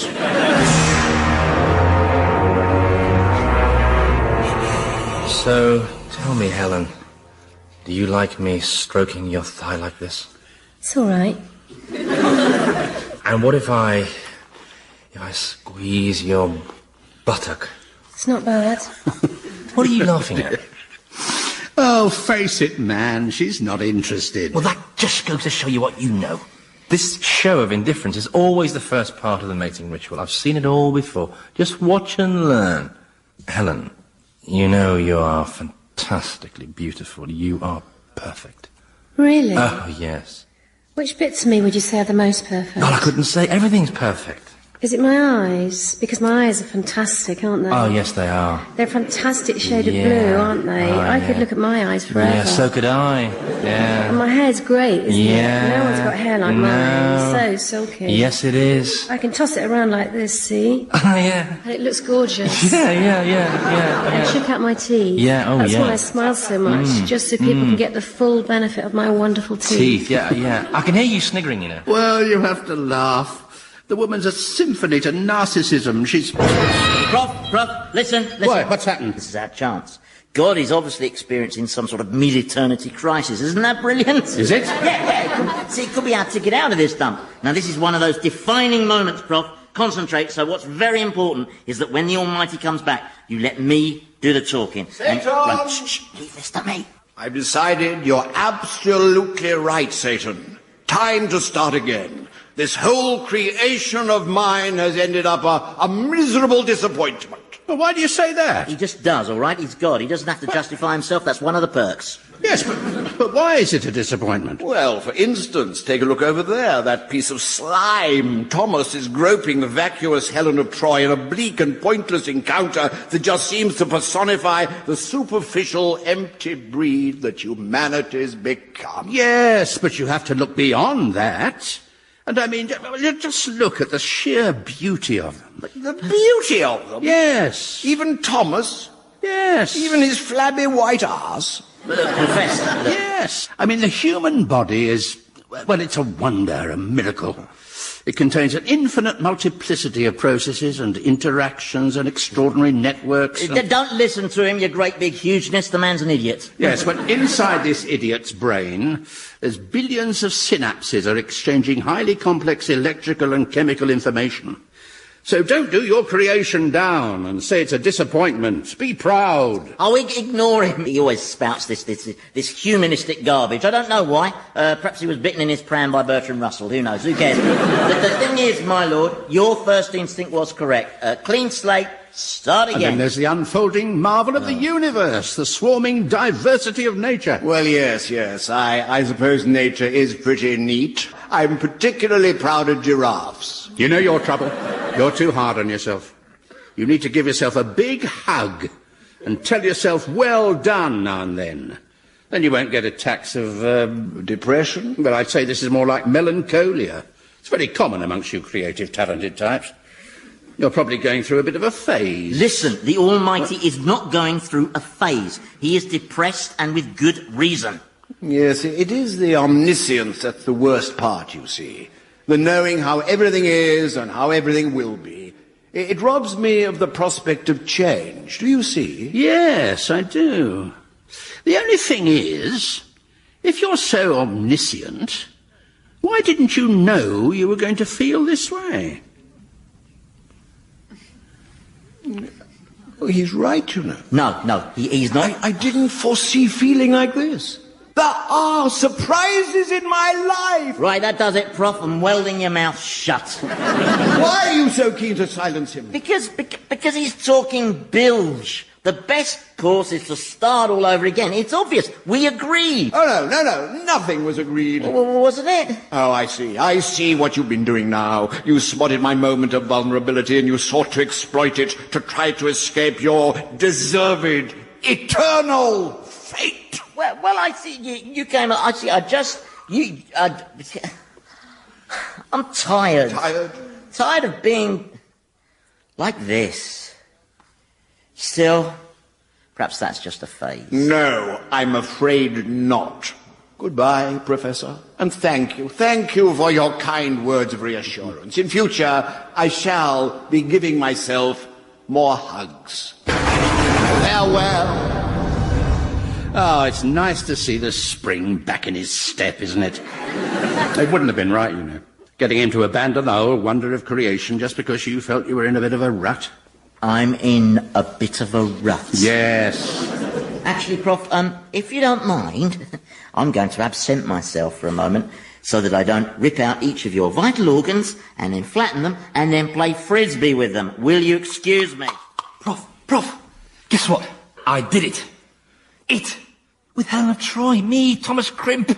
While you, Satan, and old Whitebird were blethering on, I quietly slipped to the old pleasure probe. And you know what? What? Oh, it was strangely depressing. Depressing? Yes. I mean, she didn't get involved at all. There was no passion. She didn't make a sound. Well, apart from when she told me not to spoil her hair. Well, she's very immersed in herself. Yeah. When I asked her, how was it for you, she said, how was what? I don't know, I was so looking forward to it, and I thought it would be the ultimate experience. Yes, but you went into it for the wrong reasons. If your motives are selfish and empty, you get selfish emptiness in return. It's all down to attitude. I could have danced all night. I could have... where's Helen of Troy? Better return her to her pit. Oh, she's over there, asking those demons if they can lend her some moisturiser. All right. Here, you'll never guess what happened. I kissed Daphne. It's the most wonderful, unexpected moment in my life. And did she like it? I'm not sure. She hasn't come round yet. Did I hear right, Scumspawn? You snogged a mortal. Oh, you're back. Have you calmed down now? Why? Were you upset, my prince? Well, for a moment, I thought I had a chance of escaping the wretched misery of this place forever. But no, I was wrong. Oh, well. Hey-ho. Hey-ho. Hey-ho was the wrong thing to say, wasn't it? Yes, I think so. It seems to me that a lot of my imperial rules have been broken. There's been copulation, osculation, and now it's time for reparation. Oh, no. This is going to hurt, isn't it? Well, as a very wise man once said, you find what you look for. If you look for beauty, you'll find beauty. So, why don't you just look for the beauty in this swarm of giant vampire pubic crabs? Well, funnily enough, in their own strange way, they are quite beautiful. Oh, shut up!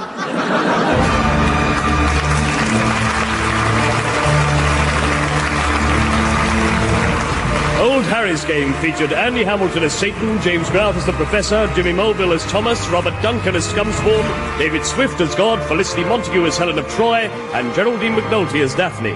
The programme was written by Andy Hamilton and produced by Paul Mayhew Archer.